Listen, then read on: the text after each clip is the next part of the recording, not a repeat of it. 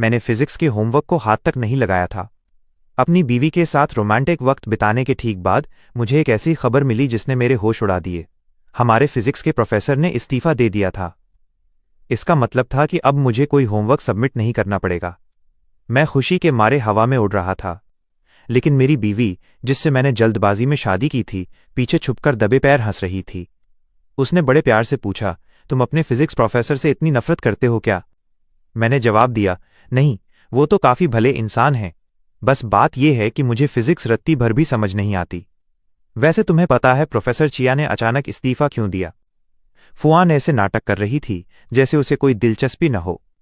मैंने बात आगे बढ़ाई। आज क्लास में उस बूढ़े ने बताया कि उनकी बेटी लड़कों के पीछे पागल है। वो अपने काम पर ध्यान नहीं देती और बिजनेस संभालने वाला कोई नहीं है, इसलिए उन्हें खुद वापस काम पर लौटना पड़ रहा है। ये सुनते ही फुआन के माथे पर बल पड़ गए। उसने धीरे से कहा, बाहर मेरे पापा मेरे बारे में बिल्कुल ऐसा ही बोलते हैं। मैं अभी उसकी बात का मतलब समझ भी नहीं पाया था कि वो आगे बोली, तो फिर तुम्हें उनकी उस लड़कों के पीछे पागल और लापरवाह बेटी का शुक्रिया अदा करना चाहिए। मैंने राहत की सांस लेते हुए कहा, बिल्कुल, ऐसा लग रहा है जैसे सिर से कोई बहुत बड़ा बोझ उतर गया हो। उस निकम्मी बेटी की वजह से मैं इस नर्क से वक्त से पहले आज़ाद हो गया। तभी फुआन ने मुझे हकीकत का आईना दिखाया। प्रोफेसर चिया, अब तुम्हें नहीं पढ़ाएंगे, लेकिन तुम्हारा ये सब्जेक्ट तो अभी भी है ना? मैंने उम्मीद जताते हुए कहा, मेरी किस्मत इतनी भी खराब नहीं हो सकती कि मुझे फिर से कोई खड़ूस प्रोफेसर मिले। क्या तुम्हें लगता है कि अब कोई खूबसूरत मैडम आएगी? फुआन से अब और बर्दाश्त नहीं हुआ। उसने तुरंत मुझे चेतावनी देते हुए टोक दिया, अब तुम्हें और क्या चाहिए? याद रखो कि तुम शादीशुदा हो। उसकी डांट सुनते ही मेरी सारी हवा निकल गई। आखिर मैं अपनी बीवी की बाहों के बिना रह भी तो नहीं सकता। और वैसे भी आज रात मुझे उसकी पतली कमर को जो छूना था। अगली सुबह जब मेरी आंख खुली तो घर पर कोई नहीं था। टेबल पर फुआन का एक नोट रखा हुआ था, मैं काम पर जा रही हूं, अपना ब्रेकफास्ट अच्छे से कर लेना। मेरी कॉलेज लाइफ के आखिरी साल का पहला लेक्चर सुबह 8 बजे फिजिक्स का ही था। जैसे ही बेल बजी, पूरी क्लास 3 सेकंड के लिए बिल्कुल शांत हो गई और फिर अचानक सब चिल्ला उठे, वाह, कितनी खूबसूरत है। भाई, मुझे 3 मिनट दो, मुझे इस लड़की के बारे में सब कुछ जानना है। मैंने अनजाने में ही अपनी नजरें पोडियम पर खड़ी उस महिला की तरफ उठाईं और मेरा दिल जोर से धड़क उठा। फुआन! मैं खुद पर काबू नहीं रख पाया और सबके सामने चिल्ला पड़ा, मेरी बीवी! अगले ही पल पूरी क्लास की नजरें मुझ पर टिक गईं। मेरे दोस्त लिक्सिंग को तुरंत अपनी गलती का एहसास हुआ और वो बात संभालने के लिए खड़ा हो गया। सॉरी मैडम, मेरे दोस्त का दिमाग थोड़ा हिला हुआ है। ये जब भी किसी खूबसूरत लड़की को देखता है उसे मेरी बीवी बुलाने लगता है। फुआन एक पल के लिए रुकी और फिर शांत आवाज में बोली, लड़कों को थोड़ा तमीज में रहना चाहिए। मैं अपनी पहचान दे देती हूँ, मेरा नाम फुआन है। प्रोफेसर चिया का किसी प्रोफेशनल वजह से अचानक ट्रांसफर हो गया है और वो नंदा छोड़ रहे हैं। अब से फाइनल ईयर के फिजिक्स के क्लासेस मैं ही लूंगी। जहां तक सिलेबस और एग्जाम्स का सवाल है, मेरी प्रोफेसर चिया से बात हो चुकी है। हम उन्हीं के बनाए नियमों के हिसाब से आपके फाइनल मार्क्स तय करेंगे। उसकी बातें सुनकर ऐसा लगा जैसे किसी ने मेरे सिर पर हथौड़ा मार दिया हो। 1 सितंबर 2024 को मेरी बीवी मेरी प्रोफेसर बन चुकी थी। वो तो गिंडा में पढ़ाती थी, फिर अचानक यहाँ नंदा में कैसे आ गई? सच में कॉलेज के आखिरी साल में मेरे साथ ये प्रोफेसर स्टूडेंट वाली लव स्टोरी चल रही है जो बेहद अजीब है। फुआन ने क्लास को आगे निर्देश दिए, प्रोफेसर चिया ने मुझे होमवर्क मेल कर दिया है। क्लास मॉनिटर थोड़ी देर में उसे मेरे केबिन रूम नंबर 803 में जमा कर दे, और जिनके पास अभी होमवर्क नहीं है वो कल सुबह तक हर हाल में मुझे सबमिट कर दें। तभी क्लास से एक स्टूडेंट ने हिम्मत करके पूछा, मैडम, क्या हम होमवर्क थोड़ा लेट जमा कर सकते हैं? अगर 3 दिन का समय मिल जाता तो हम उसे पूरा कर लेते। क्लास में सन्नाटा छा गया। फुआन ने सख्त लहजे में कहा, होमवर्क नियमों का हिस्सा है और मेरे लिए सब बराबर हैं। मैं जानती हूं कि आप में से कुछ लोगों ने सोचा था कि प्रोफेसर चिया के जाने के बाद आप बच जाएंगे। जो भी कल सुबह 10 बजे से पहले मेरे केबिन में होमवर्क जमा नहीं करेगा, उसके इंटरनल असेसमेंट के 50% मार्क्स काट दिए जाएंगे। प्रोफेसर चिया ने गर्मियों की छुट्टियों से पहले आपको यही चेतावनी दी थी। उस वक्त मेरा सच में मन कर रहा था कि पोडियम पर जाऊं और उससे कड़ाई से पूछताछ करूं। मुझे पूरा यकीन था कि वो मेरे बारे में ही बात कर रही थी। आखिर कल ही तो उसने मुझे दूसरों की मुसीबत पर खुश होते देखा था। तभी क्लास का एक लड़का, जो खुद को रोक नहीं पा रहा था, थोड़ा फ्लर्टिंग अंदाज में बोला, मैडम फुआन, क्या हम अपना व्हाट्सएप एक्सचेंज कर सकते हैं? फुआन ने तुरंत जवाब दिया, कोई व्हाट्सएप नहीं। मेरी मैसेंजर आईडी सिर्फ काम के घंटों के दौरान खुली रहती है। आज हमारी पहली मुलाकात है, अगर आपके पास कोई और सवाल हो तो बेझिझक पूछिए। उसी लड़के ने फिर पूछा, मैडम फुआन, क्या आप सिंगल हैं? फुआन की नज़रें चुपके से मेरी तरफ घूमी और वो बोली, नहीं, मैं सिंगल नहीं हूं, मैं शादीशुदा हूं। हमारी शादी को अभी ज़्यादा वक्त नहीं हुआ है। जब आप लोग ग्रेजुएट हो जाएंगे तो मैं आप सबको शादी की मिठाइयाँ खिलाऊंगी। मुझे उम्मीद है कि इस साल हम साथ में अच्छा वक्त बिताएंगे। उसकी इस बात ने पूरी क्लास में फिर से खलबली मचा दी। हालांकि मैं बाहर से बिल्कुल शांत बैठा था, लेकिन अंदर से मेरा दिल बुरी तरह बेचैन हो चुका था। गुस्से में मेरे हाथ का पेन टूटने ही वाला था। मैंने मन ही मन सोचा, झूठ बोल रही है। तभी मैंने अपना क्लास ग्रुप खोला और देखा कि ग्रुप का नाम पहले ही बदला जा चुका था। मुझे फुआन से शादी करनी है। ग्रुप में मैसेज आ रहे थे। भले ही वो बहुत स्ट्रिक्ट हैं, लेकिन उनका चेहरा कितना खूबसूरत है। कोई भी इस हुस्न के जादू से बच नहीं सकता। इतनी लाजवाब औरत, इतनी लाजवाब औरत भला मेरे हिस्से कैसे आ सकती है? खैर, एक बार घर चलो, मैं तुम्हें अच्छे से सबक सिखाऊंगा। जब मैं घर पहुंचा तो नीचे फुआन कहीं दिखाई नहीं दी। मैं तेज कदमों से दूसरी मंजिल पर गया तो देखा कि मास्टर बेडरूम का दरवाजा अंदर से बंद था। गेस्ट रूम के बेड पर एक छोटा सा कंफर्टर और तकिया रखा हुआ था। साफ था कि मुझे मास्टर बेडरूम से बाहर निकाल दिया गया था। मैंने दरवाजा खटखटाया। हैन, दरवाजा खोलो। अंदर से कोई आवाज नहीं आई, जैसे उसने कुछ सुना ही न हो। मैंने फिर कहा, हैन, तुम सच में बाहर नहीं आओगी? ऑफिस से लौटते वक्त रास्ते में एक नया ग्रिल रेस्टोरेंट खुला था। मैं वहां से कबाब लाया हूं। क्या तुम चखना चाहोगी? चूंकि मैंने अभी तक डिनर नहीं किया था, इसलिए मैंने अपना सारा ईगो साइड में रखा और दरवाजे की तरफ चिल्लाया, तुम क्या लाई हो? मुझे देखने दो। फुआन ने दरवाजा खोला और कहा, इसमें मटन सीख कबाब, बेकन और पोर्क बेली है। ये लड़की सच में मुझे अपनी उंगलियों पर नचाना जानती थी। इसमें वो सब कुछ था जो मुझे पसंद था। दरवाजा खुलने के बाद उसके उस खूबसूरत चेहरे को देखकर मेरा मन किया कि मैं उसके गालों को जोर से भींच दूं। मैंने फुआन के हाथों से ग्रिल कबाब ले लिए। फुआन ने प्यार से पूछा, मेरे पतिदेव, क्या आप अभी भी नाराज हैं? प्लीज अब गुस्सा थूक भी दो, ठीक है? मैंने चिढ़कर कहा, फुआन, मुझे पतिदेव मत बुलाओ। मैं तुम्हारा पति नहीं हूं। तुम अच्छी तरह जानती थी कि मैंने कल अपना होमवर्क नहीं किया था, फिर भी तुम मुझ पर हंस रही थी। तुमने ये सब जानबूझकर किया, है ना? फुआन ने कहा, तुम्हारी बीवी ने तुम्हें पहले ही चेतावनी दी थी कि किसी झूठी उम्मीद में मत रहना। मैंने मुंह बनाते हुए कहा, अच्छा, तो फिर मुझे तुम्हारा शुक्रिया अदा करना चाहिए? फुआन मुझे गुस्से में देख रही थी, लेकिन वो अपने लाल होठों पर आई मुस्कान को रोक नहीं पाई। उसने मजे लेते हुए कहा, मेरे प्यारे जिंगा चेन, तो फिर कल अपना होमवर्क सबमिट करना मत भूलना। उसका ये चिढ़ाने वाला अंदाज मुझे पागल कर रहा था। वो आगे बोली, वैसे अगर तुम अभी से लिखना शुरू भी कर दो तो भी शायद इसे कल तक पूरा नहीं कर पाओगे, है ना? खैर, गुड लक। मैं स्टडी रूम में एक मीटिंग कर रही हूं। अगर तुम्हें किसी चीज की जरूरत हो तो वहां आ जाना। तब तक हमारे प्यारे बाबू अपना होमवर्क खुद करेंगे। मैंने खाते पीते हुए अपना दुख कम करने की कोशिश की। पेट भरकर खाने और ड्रिंक करने के बाद मुझे फिर से अपने होमवर्क की चिंता सताने लगी। सच ही कहा है, जब भूख लगती है तो इंसान सिर्फ खाने के बारे में सोचता है, लेकिन पेट भरते ही दुनिया भर की परेशानियां सामने आ खड़ी होती हैं। मैंने होमवर्क की नोटबुक खोली और मेरे होश उड़ गए। न सिर्फ काम बहुत ज्यादा था, बल्कि सबसे बुरी बात यह थी कि मुझे एक भी सवाल का जवाब नहीं पता था। मैं जानता था कि फुआन अपने सिद्धांतों की पक्की है। अगर मैंने कल होमवर्क जमा नहीं किया तो वो पक्का मेरे असेसमेंट के मार्क्स काट लेगी। मैंने सोचा, भाड़ में जाए ईगो। मदद मांगने में कोई बुराई नहीं है, खासकर तब जब वो मेरी अपनी बीवी हो। मैंने स्टडी रूम का दरवाजा खटखटाया और अंदर चला गया। मेरी जान, प्लीज मेरी मदद कर दो। लेकिन फुआन उस वक्त एक ऑनलाइन मीटिंग में थी और स्क्रीन की दूसरी तरफ पूरी तरह सन्नाटा छा गया था।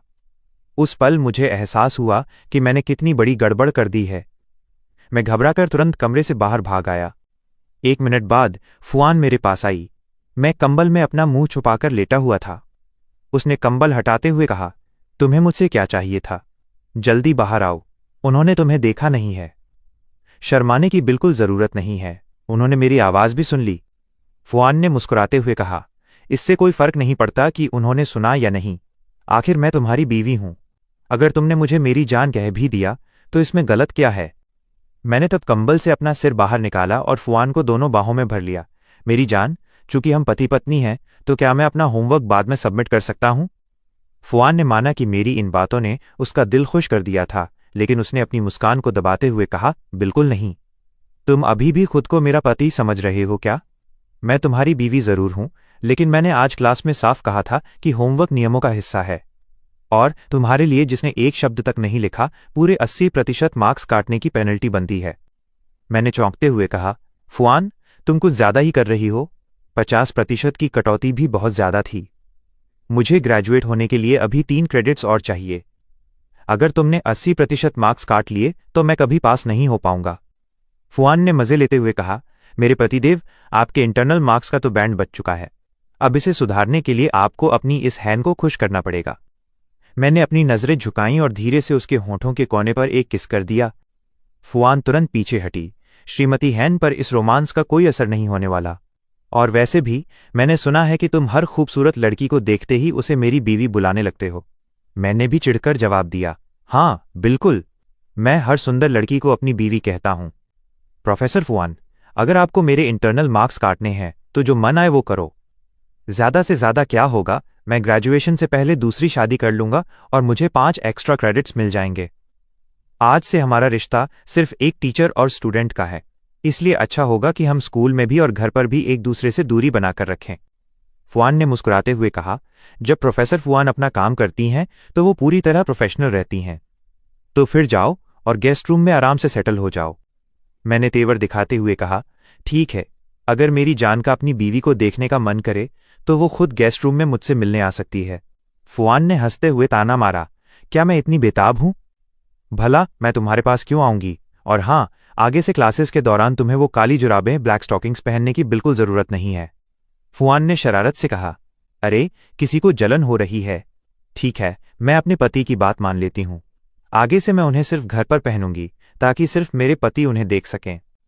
उसकी ये बात सुनकर मैंने कमरे का दरवाजा लॉक किया और सोने चला गया। फिजिक्स जैसे मुश्किल सब्जेक्ट के हफ्ते में 3 बड़े लेक्चर्स होते थे और वो सभी शुरुआती 3 दिनों में ही शेड्यूल थे। सच में हमें सांस लेने तक की फुर्सत नहीं मिल रही थी। मैंने पोडियम पर खड़ी उस लड़की की तरफ देखा। आज उसने सच में वो काली जुराबें नहीं पहनी थीं। क्लास शुरू करते ही फुआन ने अनाउंस किया, लेक्चर शुरू करने से पहले मैं छुट्टियों के होमवर्क के बारे में बात करना चाहती हूं। अभी भी 5 स्टूडेंट्स ऐसे हैं जिन्होंने अपना होमवर्क जमा नहीं किया है। उनके पार्टिसिपेशन मार्क्स में 50% की कटौती की जाती है। और स्टूडेंट सुचेन ने तो होमवर्क में एक शब्द भी नहीं लिखा है, इसलिए उनके पार्टिसिपेशन मार्क्स सीधे 80% काटे जाते हैं। मुझे उम्मीद है कि इससे आप सबको सबक मिलेगा। आगे से अपना होमवर्क वक्त पर जमा करें। पूरी क्लास हैरान थी। 80% की कटौती। अगर फाइनल एग्जाम में पूरे मार्क्स भी मिल जाएं, तब भी वो फेल हो जाएगा। इस मैडम को सुचेन से कोई निजी दुश्मनी है क्या? फुआन ने आगे कहा, जिन छात्रों के पार्टिसिपेशन मार्क्स काटे गए हैं वे क्लास में एक्टिव रहकर और आगे के होमवर्क वक्त पर जमा करके अपने कुछ मार्क्स वापस पा सकते हैं। फुआन को मुझे इस तरह परेशान करते देख हमारे रूम नंबर 506 के लड़कों ने अपने मन ही मन फुआन को एक खड़ूस प्रोफेसर का टैग दे दिया। पूरे लेक्चर के दौरान भले ही मेरा सुनने का बिल्कुल मन नहीं था, फिर भी मैंने अपने दांत भींचे और ध्यान से सुनता रहा। मुझे डर था कि कहीं वो मेरे 10 मार्क्स और न काट ले। दोपहर में जब सब हॉस्टल के कमरे में आराम कर रहे थे तो हर कोई मेरे क्रेडिट्स को लेकर फिक्रमंद था। तभी मेरे एक दोस्त ने बताया, मैंने सुना है कि अगले शनिवार को एक वेलकम पार्टी होने वाली है। जो भी उस पार्टी में हिस्सा लेगा उसे सोशियोलॉजी के 2 एक्स्ट्रा क्रेडिट्स मिलेंगे। ये सुनते ही मेरी उम्मीदें फिर से जाग उठीं। क्लास खत्म होते ही मैंने तुरंत अपनी माँ को फ़ोन किया कि वो मेरी गिटार मुझे कुरियर कर दें। शाम को घर लौटने के बाद जब मैंने माँ का भेजा हुआ पार्सल खोला तो मेरा दिल टूट गया। गिटार बीच से टूटी हुई थी। जब फुआन घर लौटी तो मैं उदास होकर उस टूटी गिटार को ठीक करने की कोशिश कर रहा था। उसने मुझसे पूछा, क्या हुआ? मैंने मायूस आवाज में कहा, मैं अगले हफ्ते वेलकम पार्टी में हिस्सा ले रहा हूं। मुझे स्टेज पर गिटार बजाना था, लेकिन जब माँ ने इसे आज भेजा तो पता नहीं ये रास्ते में कैसे टूट गई। फुआन ने गिटार की हालत देखी और समझ गई कि इसे इतनी जल्दी खुद ठीक करना नामुमकिन था। उसने गिटार अपने हाथ में लेते हुए प्यार से कहा, कोई बात नहीं, कल मैं इसे अपने साथ ले जाऊंगी और किसी प्रोफेशनल से ठीक करवा दूंगी। इसमें शायद कुछ दिनों का समय लगेगा। मैंने मना करते हुए कहा, नहीं, इसकी कोई ज़रूरत नहीं है। मैं म्यूजिक क्लब से एक गिटार उधार ले लूंगा। बात तो एक ही है। फुआन ने कुछ नहीं कहा। उसने उस टूटी हुई गिटार को पैक किया और दरवाजे के पास रख दिया। फिर उसने पूछा, वैसे तुम्हें अचानक इस वेलकम पार्टी में हिस्सा लेने का ख्याल कैसे आया? मैंने उदास मुंह बनाकर कहा, ऐसा नहीं है कि मैडम फुआन को मुझ पर जरा भी तरस आता हो। उन्होंने मेरे इंटरनल असेसमेंट के सीधे 80% मार्क्स काट दिए हैं। अब मेरे पास अपने क्रेडिट्स पूरे करने के लिए इस वेलकम पार्टी में हिस्सा लेने के अलावा कोई और रास्ता नहीं बचा है। ये कहकर मैं ऊपर पहली मंजिल पर चला गया। शॉवर लेने के बाद मैं सुकून से सोने की तैयारी कर ही रहा था कि तभी फुआन ने दरवाज़ा धक्का देकर खोला। वो अपने हाथों में एक तकिया लिए बेड के पास आकर खड़ी हो गई। मैंने चिढ़कर कहा, तुम्हें अंदर आने के लिए किसने कहा? मैं तुम्हें पहले ही बता चुका हूं कि चाहे कॉलेज हो या घर, हमारा रिश्ता सिर्फ एक प्रोफेसर और स्टूडेंट का है। तुम जाओ और गेस्ट रूम में सो। मैंने मन ही मन खुद को समझाया, सुचेन, थोड़ी हिम्मत दिखाओ, इस चालाक लड़की के सामने कमजोर मत पड़ना। फुआन ने बेहद रोमांटिक अंदाज में कहा, मेरे पतिदेव, क्या तुम सच में मेरे साथ नहीं सोना चाहते? मैं कितनी सॉफ्ट हूँ, मुझसे कितनी अच्छी खुशबू आती है, मुझे बाहों में भरना कितना अच्छा लगता है, और हाँ, अगर तुम चाहो तो कुछ और चीजों की भी छूट है। मैंने झूठ मूठ का कड़कपन दिखाते हुए कहा, कोई जरूरत नहीं है, मुझे तुम नहीं चाहिए। लेकिन फुआन अच्छी तरह जानती थी कि मैं सिर्फ नाटक कर रहा हूँ। वो और नजदीक आई और धीरे से नीचे झुकी। उसकी उंगलियों ने मेरे हाथ को पकड़ा और वो सरक कर सीधे मेरी बाहों में आ गई। उसने धीरे से कहा, पिछले 2 दिनों से मुझे तुम्हारी बहुत याद आ रही थी। मैं इस लड़की के हुस्न के जादू में पूरी तरह खो चुका था। उसने प्यार से मुस्कुराते हुए कहा, मेरा बाबू कितना समझदार है। अगले दिन जब मैं कॉलेज से घर लौटा तो मैंने देखा कि घर में एक बिल्कुल नई गिटार रखी हुई थी। फुआन किचन में खाना बना रही थी। मैंने किचन में जाकर पूछा, तुम इतनी महंगी गिटार क्यों खरीद लाई? मैं तुम्हें बता चुका हूं कि मुझे इसकी जरूरत सिर्फ इस वेलकम पार्टी के लिए है। फुआन ने जवाब दिया, कोई बात नहीं। ऐसा तो है नहीं कि तुम कभी कभार ही बजाते हो। आगे से तुम इसे घर पर भी बजा सकते हो। इन 2 दिनों में अच्छे से प्रैक्टिस कर लो। जिस शाम वेलकम पार्टी होगी मैं तुम्हें परफॉर्म करते हुए देखने आऊंगी। तभी मेरे दिमाग में फुआन की आजकल की पॉपुलैरिटी का ख्याल आया। अगर वो उस वेलकम पार्टी में आई तो पक्का उसके दीवानों की एक नई फौज खड़ी हो जाएगी। मैंने तुरंत कहा, मैडम फुआन, बेहतर होगा कि आप वेलकम पार्टी में आने के बजाय अपने केबिन में बैठकर लेक्चर्स की तैयारी करें। आपका वहां आना ठीक नहीं है। फुआन ने हैरान होकर पूछा, ऐसा क्यों? जब से मैं नंदा कॉलेज आई हूं मेरे पतिदेव मुझे देखना ही नहीं चाहते क्या? दरअसल बात यह थी कि कॉलेज के ऑनलाइन फोरम पर फुआन को लेकर लड़कों के कमेंट्स और उसकी दीवानगी बढ़ती ही जा रही थी। कुछ लड़के तो फुआन को अपने घर की जीनत बनाने के लिए बड़ी से बड़ी कीमत चुकाने की बातें कर रहे थे। मैंने चिढ़कर कहा, तुम्हें पता भी है कि तुम कितनी अट्रैक्टिव हो। तुम हर वक्त बस लोगों पर अपना जादू चलाती रहती हो। फुआन समझ गई कि उसका पति बुरी तरह जल रहा है। उसने मुस्कुराते हुए पूछा, ठीक है मेरे पतिदेव, जरा मुझे भी तो बताओ कि मैं कब और कैसे जादू चलाती हूं। मैंने कहा, तुम जरूरत से ज्यादा अच्छे कपड़े पहनती हो, हर वक्त खुद को संवारने में लगी रहती हो। अगर ये लोगों पर जादू चलाना नहीं है तो और क्या है? फुआन मन ही मन बेहद खुश थी। अपने पति के मुंह से ऐसी तारीफ सुनना उसे बहुत अच्छा लग रहा था। उसने कहा, चलो आगे से मैं अपने पति की बात मानूंगी और इतनी सज धज कर नहीं जाऊंगी। फिर वो थोड़ा सीरियस होकर बोली, हैन, अगर तुम्हें सच में इतना डर लगता है कि कोई मुझे तुमसे चुरा ले जाएगा तो मुझे एक अंगूठी खरीद कर दे दो। मैं उसे हमेशा पहनकर रखूंगी ताकि सबको पता रहे कि मैं शादीशुदा हूं। तभी मुझे इस बात का एहसास हुआ कि हमारी शादी को लगभग 3 महीने होने वाले थे, लेकिन मैंने आज तक फुआन को कोई तोहफा नहीं दिया था। मैंने सोचा चलो कोई बात नहीं, एक बार ये वेलकम पार्टी खत्म हो जाए फिर मैं उसके लिए कोई बहुत अच्छा सा गिफ्ट ढूंढ कर लाऊंगा। वैसे भी मेरा सही सलामत ग्रेजुएट होना अभी इसी लड़की के हाथों में है। पिछले कुछ दिनों की लगातार प्रैक्टिस और अपने पुराने हुनर की बदौलत इन 2 दिनों में मेरी गिटार की तैयारी बहुत अच्छी हो गई थी। शो से ठीक एक रात पहले मैं काफी नर्वस था। मैं बार बार म्यूजिक नोट्स को देख रहा था ताकि स्टेज पर कोई गलती ना हो जाए। फुआन उस रात घर काफी देर से लौटी। मैंने पूछा, फुआन, तुम्हें इतनी देर क्यों हो गई? फुआन ने मुस्कुराते हुए कहा, मैं अपने प्यारे सुचेन के लिए एक गिफ्ट तैयार करने गई थी। गिफ्ट का नाम सुनते ही मेरी आंखें चमक उठीं। मैंने उत्सुकता से पूछा, कैसा गिफ्ट? फुआन ने अपनी पीठ के पीछे से एक बेहद खूबसूरत पैक किया हुआ बॉक्स निकाला। मैंने हैरानी से अपनी आंखें मली। वो मशहूर फैशन डिजाइनर प्रोफेसर जेने की खुद डिजाइन की हुई एक ड्रेस थी। वो आमतौर पर अपने डिजाइन किए हुए कपड़े किसी को नहीं बेचते थे। उसकी फिनिशिंग और कारीगरी का लेवल इतना कमाल का था कि मैंने इसे सिर्फ एक बार किसी फैशन शो में दूर से देखा था। मैंने हिचकिचाते हुए कहा, मेरी तो इसे पहनने की भी हिम्मत नहीं हो रही है। अगर ये कहीं से गंदी हो गई तो मैं इसकी कीमत कैसे चुकाऊंगा? फुआन ने प्यार से मेरे चेहरे को सहलाया, ये तुम्हारे लिए है, तुम्हें इसके पैसे चुकाने की कोई जरूरत नहीं है। अब से ये तुम्हारी हुई। मेरे पतिदेव, क्या तुम इसे ट्राई करना चाहोगे? 2 मिनट बाद मैं ड्रेसिंग रूम से बाहर आया। फुआन की नजरें मुझ पर टिक गईं और वो बस देखती रह गई। ये बहुत खूबसूरत है। सच में बहुत शानदार और क्लासी लग रही है। मैंने कहा, थैंक यू मेरी जान। मेरे कानों को शर्म से लाल होते देख वो अपने पैरों के पंजों पर खड़ी हुई और उसने मुझे किस कर लिया। उस शाम वेलकम पार्टी में गिटार पर मेरी अच्छी पकड़ और पिछले कुछ दिनों की कड़ी मेहनत रंग लाई। मैंने स्टेज पर अपनी परफॉर्मेंस बिल्कुल परफेक्ट तरीके से पूरी की, लेकिन जब सारे प्रोग्राम खत्म हो गए तब भी मुझे वहां फुआन कहीं दिखाई नहीं दी। मैंने मन ही मन सोचा, चालाक लड़की, मैंने मना किया तो तुम सच में नहीं आई। तुमने मेरी परफॉर्मेंस तक नहीं देखी। निराश होकर जब मैं कॉलेज के पिछले दरवाजे पर पहुंचा तो गाड़ी का दरवाजा खोलते ही मेरी नज़र फूलों के एक बहुत बड़े बुके पर पड़ी। उस पर लिखा था, मेरे पति देव, आपने बहुत मेहनत की, एक शानदार परफॉर्मेंस के लिए बधाई। हाई स्कूल पास करने के बाद ये पहली बार था जब मुझे किसी से फूल मिले थे, लेकिन मन में अभी भी एक मलाल था। आखिर फुआन ने मेरी परफॉर्मेंस को अपनी आंखों से जो नहीं देखा था। मैंने अपना सिर झुकाया और फोन निकालकर सोशल मीडिया पर फ्रेंड सर्कल का नोटिफिकेशन चेक किया। वहां फुआन के अकाउंट से मेरी परफॉर्मेंस की एक फोटो पोस्ट की गई थी, जिसके कैप्शन में लिखा था, तारों भरे आसमान में चमकता हुआ पूरा चांद जिस पर सबकी नजरें टिकी हैं। वो फोटो ऑडिटोरियम की आखिरी कतार से ली गई थी। मैंने हैरान होकर पूछा, क्या तुमने कॉलेज के बाकी प्रोफेसर्स को ब्लॉक कर रखा है? फुआन ने जवाब दिया, मैं इस सोशल मीडिया अकाउंट का इस्तेमाल सिर्फ अपने परिवार के संपर्क में रहने के लिए करती हूं, काम के लिए नहीं। चलो, ये लड़की सच में बहुत समझदार और सतर्क है। अब मेरे दिल में कोई मलाल नहीं बचा था। आज का दिन बहुत खूबसूरत होने वाला था, लेकिन कभी कभी इंसान अपनी ही हरकतों से सब कुछ बिगाड़ देता है।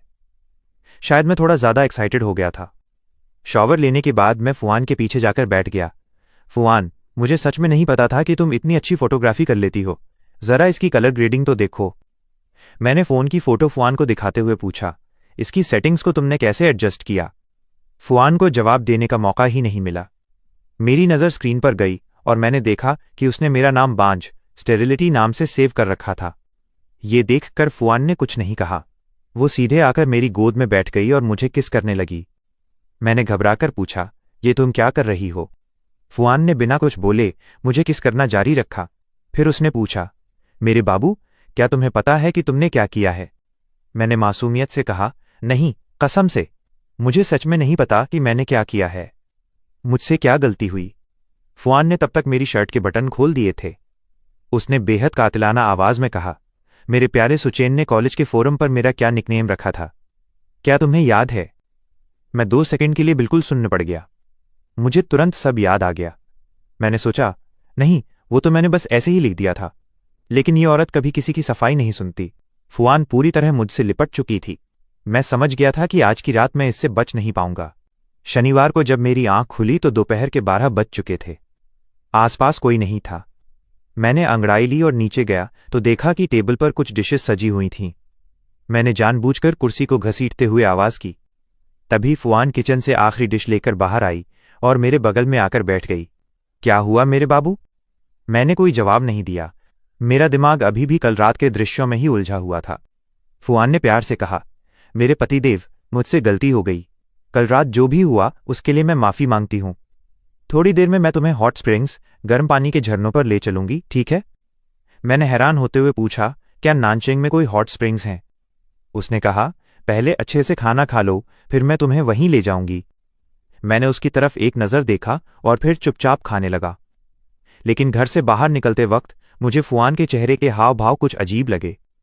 मैंने फिक्रमंद होकर पूछा, फुआन, क्या तुम्हारी तबीयत ठीक नहीं है? तुम्हारा चेहरा इतना उतरा हुआ क्यों है? क्या तुम्हें बुखार है या ठंड लग गई है? उसने धीरे से कहा, मैं ठीक हूं, थोड़ी देर में सब ठीक हो जाएगा। मैंने कहा, नहीं, ये ठीक नहीं है। बुखार होना कोई मामूली बात नहीं है। अगर ये ज्यादा बढ़ गया तो मुश्किल हो जाएगी। हम तुरंत नानचिंग पीपल्स हॉस्पिटल पहुंचे। मैं खुद बहुत कम बीमार पड़ता हूं, इसलिए अस्पताल आने का मेरा अनुभव न के बराबर था। ओपीडी के बड़े से हॉल में खड़े होकर मुझे समझ ही नहीं आ रहा था कि किस डिपार्टमेंट की पर्ची कटवाऊं। फुआन ने मेरा हाथ पकड़ा और कहा, इसकी कोई जरूरत नहीं है, तुम परेशान मत हो। चलो सीधे 8वीं मंजिल पर चलते हैं, वहां मेरी एक दोस्त काम करती है। मेरे पास फुआन का हाथ पकड़कर उसे 8वीं मंजिल के डॉक्टर के केबिन में ले जाने के अलावा कोई और रास्ता नहीं था। वहां पहुंचते ही सामने खड़ी डॉक्टर चौंक कर बोली, दीदी वुआन, तुम हमारे अस्पताल में क्या कर रही हो?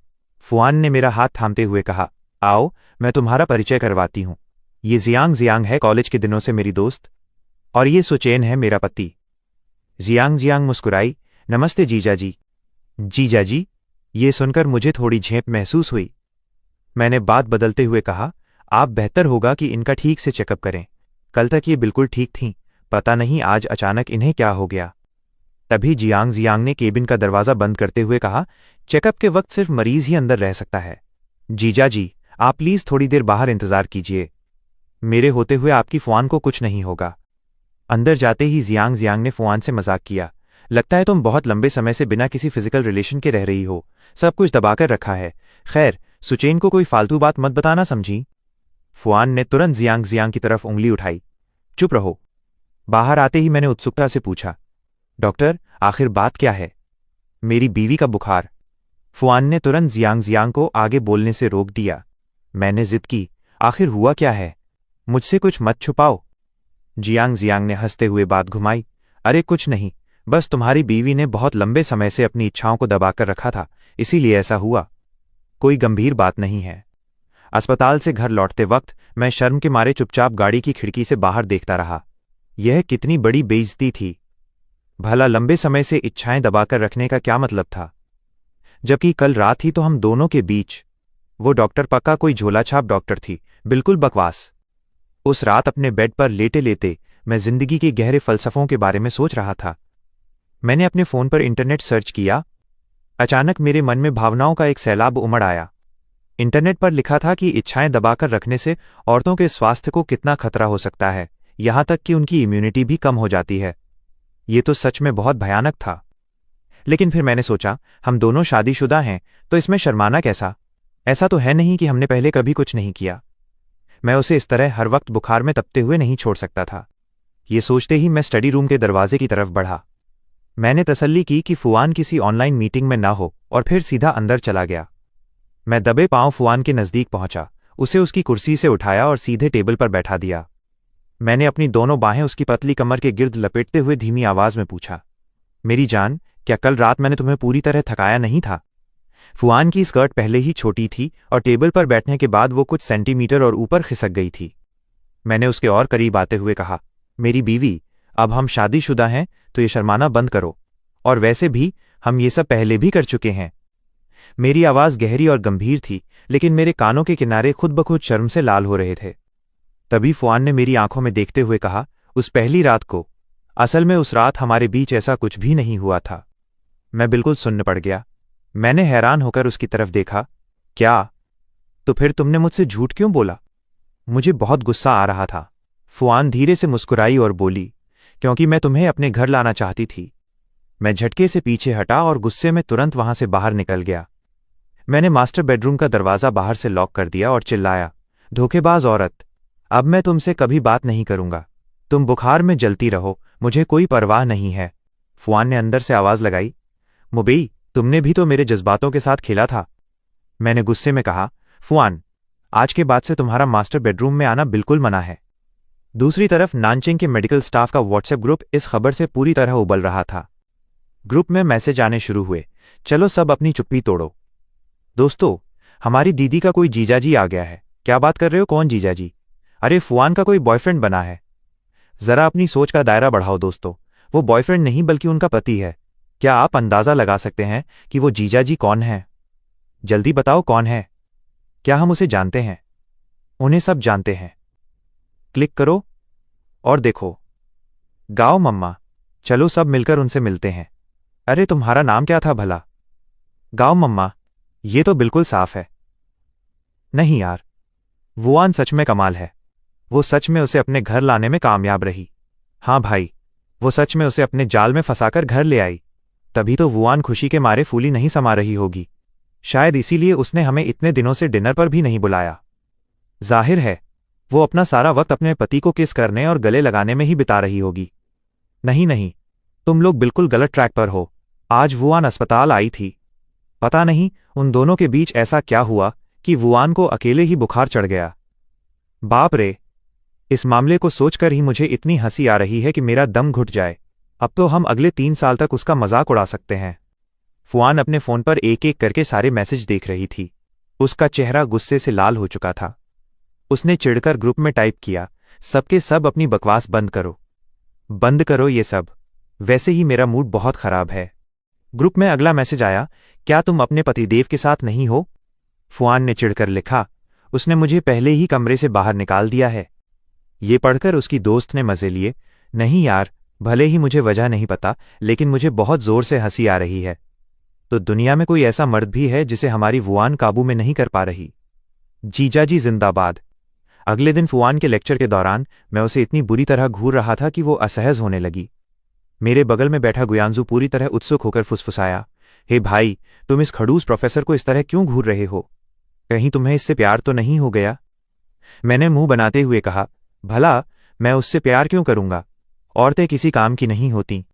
गुयांजू ने फिर पूछा, क्या तुम्हारा इस प्रोफेसर के साथ प्राइवेट में भी कोई कांटेक्ट है? मुझे ऐसा लगता है कि तुम दोनों के बीच कोई बहुत ही पर्सनल दुश्मनी है। मैंने जवाब दिया, अगर ये औरत तुम्हारे भी इंटरनल असेसमेंट के 80% मार्क्स काट लेती तो तुम्हारी भी इससे ऐसी ही पर्सनल दुश्मनी होती। मैं अभी मन ही मन फुआन से अपना हिसाब बराबर करने का प्लान बना ही रहा था कि आगे बैठे लड़के आपस में कानाफूसी करने लगे। एक लड़का बोला, भाई मैडम फुआन की बॉडी कितनी कमाल की है यार, उनका पति कितना खुशकिस्मत होगा। मेरा मन किया कि मैं वहीं चिल्ला पड़ूं, खुशकिस्मत मेरा जूता। तभी दूसरा लड़का बोला, सही कह रहा है भाई, मैडम फुआन बिस्तर पर भी काफी उस्ताद होंगी, उनका पति तो रोज उनसे और डिमांड करता होगा। मैंने अपना नाम सुचैन याद करते हुए सोचा, और डिमांड? आज स्टेज पर बैठी इस औरत को पता चलेगा कि असली डिमांड क्या होती है। देखते हैं कि आज तुम सबक सीखती हो या नहीं। आज मेरा सिर्फ एक ही लेक्चर था।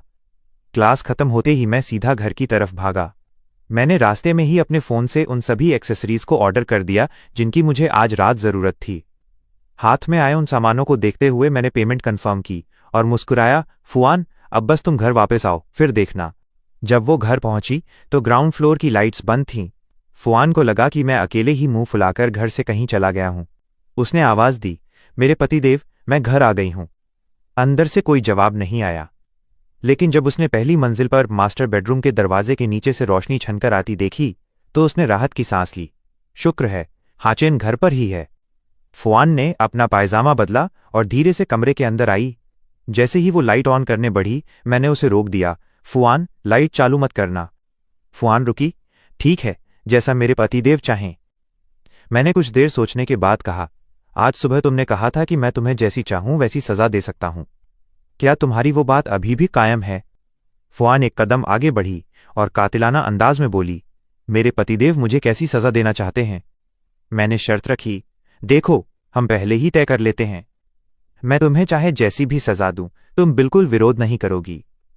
अगर तुमने जरा भी विरोध करने की हिम्मत की तो मैं तुम्हें कभी माफ नहीं करूंगा। फुआन ने हामी भरी, ठीक है, आज की रात मैं खुद को पूरी तरह अपने पति के हवाले करती हूं। मैंने कहा, तो फिर अपनी आंखें बंद करो। फुआन ने आज्ञाकारी बच्ची की तरह अपनी आंखें बंद कर लीं।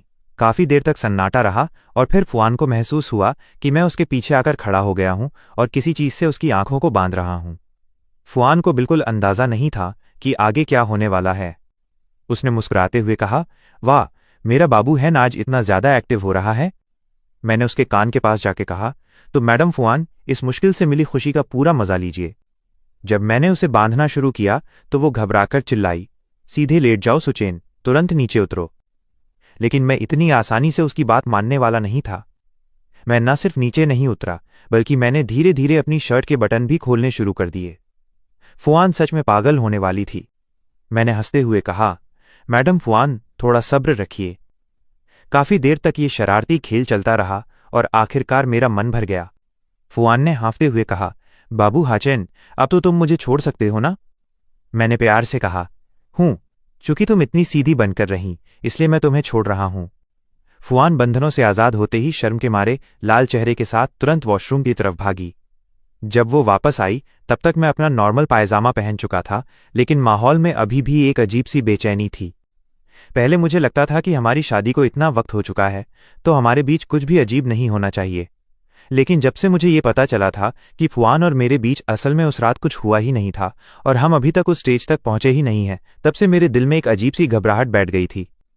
फुआन अपने बाबू हाचेन के चेहरे को देखकर उसकी घबराहट को भांप गई। वो आगे बढ़ी और सीधे मेरी बाहों में सिमट गई। उसने मुझे संभालते हुए कहा, मेरे पतिदेव, ज्यादा मत सोचो। जब तक तुम पूरी तरह तैयार नहीं हो जाते हमारे बीच ऐसा कुछ भी नहीं होगा। मैंने अपना चेहरा घुमाया और कहा, अब से ऐसा कुछ नहीं होगा, सिर्फ किस और हग। फुआन ने मुस्कुराते हुए मेरी बात मान ली। ठीक है, जैसा मेरे पतिदेव कहें। अगली सुबह जब मेरी आंख खुली तो फुआन पहले ही उठकर अपने कपड़े बदल रही थी। धूप की रोशनी में मुझे उसकी कलाई पर रस्सी के बांधने के 2 साफ निशान दिखाई दे रहे थे। मैंने थोड़े झेपते हुए अंदाज में कहा, आज कॉलेज में तुम्हें पूरी आस्तीन के कपड़े पहनने चाहिए, वरना शर्म के मारे मुझे सच में ये प्लैनेट छोड़ना पड़ेगा। शायद कल रात बहुत देर हो जाने की वजह से आज क्लास के दौरान मुझसे अपना सिर तक नहीं उठाया जा रहा था। तभी गुयांजू ने मेरे कंधे को धक्का दिया। हाचेन, उठ भाई, अगला लेक्चर मैडम फुआन का ही है। वैसे सच सच बता, तेरी कोई गर्लफ्रेंड बनी है क्या? ये सुनते ही मेरी सारी नींद एक झटके में गायब हो गई। नहीं नहीं, ऐसा कुछ नहीं है, मैं तो बस रात को देर तक जाग रहा था। गुयांजू हंसते हुए बोला, लगता है तूने खुद को खुद ही एक्सपोज कर दिया। हमने तो तुझसे ये पूछा ही नहीं था कि तू इतना थका हुआ क्यों है। मैंने मन ही मन सोचा, सब गुड़ गोबर हो गया, मैं भी कितना बड़ा बेवकूफ़ हूं। मैंने गुयांजू से कहा, फिलहाल मुझे बख्श दो भाई। दोपहर में जब मैं हॉस्टल लौटा तो गुयांजू ने मुझे बेड पर दबोच लिया। तेरा भला इसी में है कि तू सब कुछ सच सच उगल दे ताकि तेरा पाप थोड़ा कम हो सके। दरअसल फुआन के लेक्चर के दौरान क्लास के कुछ तेज दिमाग लड़कों ने उसकी कलाई पर बने वो निशान देख लिए थे। क्लास का व्हाट्सएप ग्रुप फिर से सुलग उठा था। क्या आप लोगों ने मैडम फुआन की कलाई पर वो निशान देखे? उनका पति तो कोई खतरनाक लेवल का मॉन्स्टर निकला। ऐसा लग रहा है जैसे हमारे सपनों का आशियाना ही उजड़ गया हो। हॉस्टल के बेड पर लड़कों के बीच घिरा हुआ मैं बेबसी से बोला, मेरी कोई गर्लफ्रेंड नहीं है, लेकिन हाँ, मुझे कोई पसंद जरूर है। ये सुनते ही सब चिल्ला उठे और मैं बेड से उठ खड़ा हुआ। गुयांजू ने पूछा, ओहो, तो आखिरकार हमारे हाचन की आंखें खुल ही गईं। कौन है वो? क्या हम उसे जानते हैं? मैंने बात टालते हुए कहा, अच्छा बाबा, अब ज्यादा मत पूछो। जब सही वक्त आएगा मैं खुद तुम लोगों से उसे मिलवा दूंगा। और हाँ भाइयों, इस नेशनल डे की छुट्टियों में मैं तुम लोगों के साथ बाहर नहीं आ पाऊंगा, तुम लोग ही आपस में एंजॉय कर लेना। इस नेशनल डे की छुट्टियों में मैंने फुआन के साथ बाहर जाने का फैसला किया था। मैं बहुत समय से डाली के खूबसूरत नज़ारे देखना चाहता था। वहां एक दिन ज्यादा बिताने के लिए मैंने फुआन से कहकर सुबह की पहली फ्लाइट बुक करवाई थी। लेकिन मैं इतना ज्यादा थका हुआ था कि मैंने पूरे रास्ते प्लेन में सिर्फ सोने का काम किया। तभी फुआन ने मुझे जगाया, हाचिन, हम बस पहुंचने ही वाले हैं। प्लेन से उतरकर जब हम आगे बढ़े तो मैंने सामने दिख रहे एक आलीशान 5 स्टार होटल की तरफ इशारा करते हुए पूछा, मैंने तो कहा था ना कि मैं किसी ट्रेडिशनल होमस्टे में रुकना चाहता हूं। फुआन ने मुझे करीब खींचते हुए कहा, नादान मत बनो, वो होमस्टे साउंड प्रूफ नहीं होते। बेशक मैं फुआन का इशारा अच्छी तरह समझ रहा था। मेरा इरादा आज बस आराम करने का था और कल सुबह समंदर देखने जाने का। शाम को मैं बेड पर लेटा फोन में वीडियो देख रहा था कि तभी फुआन अचानक रोमांटिक होने लगी। अगले ही पल कमरे की सारी लाइट्स बंद हो गईं और सिर्फ कुछ मध्यम हल्की रोशनी बची। बैकग्राउंड में एक धीमा रोमांटिक म्यूजिक बजने लगा। मुझे लगने लगा कि चीजें उतनी सिंपल नहीं होने वाली थीं जितना मैंने सोचा था। मैंने घबराकर पूछा, फुआन, तुम ये क्या कर रही हो? मेरी हिम्मत फुआन की आंखों में देखने की नहीं हो रही थी। पता नहीं आज के इस खास माहौल का असर था या कुछ और, लेकिन मुझे महसूस हो रहा था कि मेरा खुद पर से कंट्रोल खोता जा रहा है। फुआन ने मेरे करीब आकर फुसफुसाया, बाबू, तुम अपनी चाहत खुलकर जाहिर क्यों नहीं करते? मैंने नजरें चुराते हुए कहा, नहीं। उसने मुस्कुराते हुए कहा, तुम्हारा शरीर तो झूठ नहीं बोल रहा, सीधे बच्चे की तरह अपनी बीवी को सच बता दो। क्या सच में तुम्हें मैं नहीं चाहिए? तो फिर अपनी बीवी को और करीब आने दो ताकि मैं देख सकूं कि मेरे बाबू के अंदर कितनी हिम्मत है। अगली सुबह जब मेरी आंख खुली तो मैंने देखा कि फुआन अभी भी मेरी बाहों में सुकून से सो रही थी। कल रात जो कुछ भी हुआ उसे याद करके मेरे होश उड़ रहे थे। यह चालाक लड़की ऐसा कैसे कर सकती है? मैं फुआन से थोड़ा दूर होने के लिए जैसे ही पलटने लगा, उसे तुरंत मेरे भागने का एहसास हो गया। उसने नींद में ही मुझे और कसकर पकड़ लिया। उस तरफ मत जाओ, वहां थोड़ा गंदा है। और वो मेरे और करीब आकर सिमट गई। भला कोई सुबह सुबह ऐसी बात कहता है? कल रात के बारे में सोचते हुए मैंने पूछा, फुआन, तुमने यहां आने से पहले ही ये सब कुछ प्लान कर रखा था ना? उसने अपनी आंखें बंद रखे हुए ही हामी भरी, हूं, मैं बहुत पहले से इसके बारे में सोच रही थी। मैंने चिढ़कर कहा, ये सब तुम्हारी गलती है फुआन। आज सुबह मुझे समंदर देखने जाना था और देखो अब क्या टाइम हो गया है। मैंने उठकर कमरे के पर्दे हटाए। सूरज की चमकीली किरणें पानी पर पड़कर हजारों मोतियों की तरह चमक रही थीं। वो नज़ारा वाकई बेहद खूबसूरत था। तभी फुआन ने मेरे मुंह में फल का एक टुकड़ा डालते हुए शरारत से पूछा, तो क्या तुम कल रात अपनी बीवी के परफॉर्मेंस से संतुष्ट हो? मैंने शर्माते हुए कहा, तुम्हारी हिम्मत कैसे हुई ऐसा पूछने की? उसने हंसते हुए कहा। तो क्या हुआ? हमारी शादी को इतना वक्त हो चुका है, तुम्हें अभी भी शर्म आती है क्या? मैंने मुंह फेरते हुए कहा। फुआन, अपना मुंह बंद रखो वरना मैं तुमसे सच में बात करना छोड़ दूंगा। इस ट्रिप पर फुआन को एक प्यारा सा सरप्राइज देने के लिए मैंने खासतौर पर यूनान की एक बेहद खूबसूरत रिंग खरीदी और उसे गिफ्ट कर दी। अंगूठी देखकर फुआन इतनी खुश हुई कि उसने वादा किया कि वो अब अपने पति को और भी ज्यादा प्यार करेगी। छुट्टियों के बाकी दिन फुआन मुझे रोज नए नए रेस्टोरेंट्स में खाना खिलाने और घुमाने ले जाती रही। मानना पड़ेगा, फुआन पार्टनर के तौर पर मेरा बहुत अच्छे से ख्याल रख रही थी। जब हम बाहर जाते हैं तो मुझे किसी चीज की चिंता नहीं होती, लेकिन मैं थोड़ा उलझन में हूं। उस पहली रात के बाद से किस और हग्स के अलावा हमारे बीच आगे कुछ नहीं हुआ। ऐसा नहीं कि वो नहीं चाहती, पर मैं चाहता हूं। हमारा प्लान तो छुट्टियों के आखिरी दिन नानचिंग वापस लौटने का था, लेकिन प्लान्स कभी भी अनपेक्षित बदलावों के आगे टिक नहीं पाते। एक भयानक तूफान ने सब कुछ बदल कर रख दिया और फ्लाइट कैंसिल हो गई। फुआन ने अपना टिकट बदला और एक दिन पहले ही वापस आ गई। घर पहुंचते ही मैं सीधे सोफे पर लेट गया। असल में मुझे बाहर का खाना पसंद नहीं है, और घर आते ही उसने वो सारे पकवान बना दिए जो मैं पिछले कुछ दिनों से खाना चाहता था। मुझे तुम्हारे हाथ के खाने की बहुत याद आ रही थी। मैंने सोचा नहीं था कि महज कुछ दिनों की दूरी में हेयन तुम गले लगाना सीख जाओगे। रात को फुआन मेरी बाहों में है, मेरा हाथ उसकी पीठ को सहला रहा है, पर मैं थोड़ा उदास हूं। फुआन मेरे और करीब आती है। मैं अब और नहीं चाहता, सीधे बैठ जाओ और जल्दी सो जाओ। मैंने उसे खुद से दूर किया और अकेले बिस्तर के कोने पर बैठ गया। कुछ देर बाद फुआन को लगा कि कुछ गड़बड़ है। वो तुरंत उठी और नाइट लैंप जलाया। उसने मेरा चेहरा अपने हाथों में लिया और मेरी तरफ देखा। क्या हुआ मेरे बच्चे? फुआन, क्या हम आगे भी ऐसे ही रहने वाले हैं? तुम्हारे ऐसे ही रहने से क्या मतलब है? अपनी पत्नी से बात करने में क्या हर्ज है? अच्छा होता अगर मैंने पूछा ही न होता। फुआन के इस सवाल के बाद मैं और भी उदास हो गया।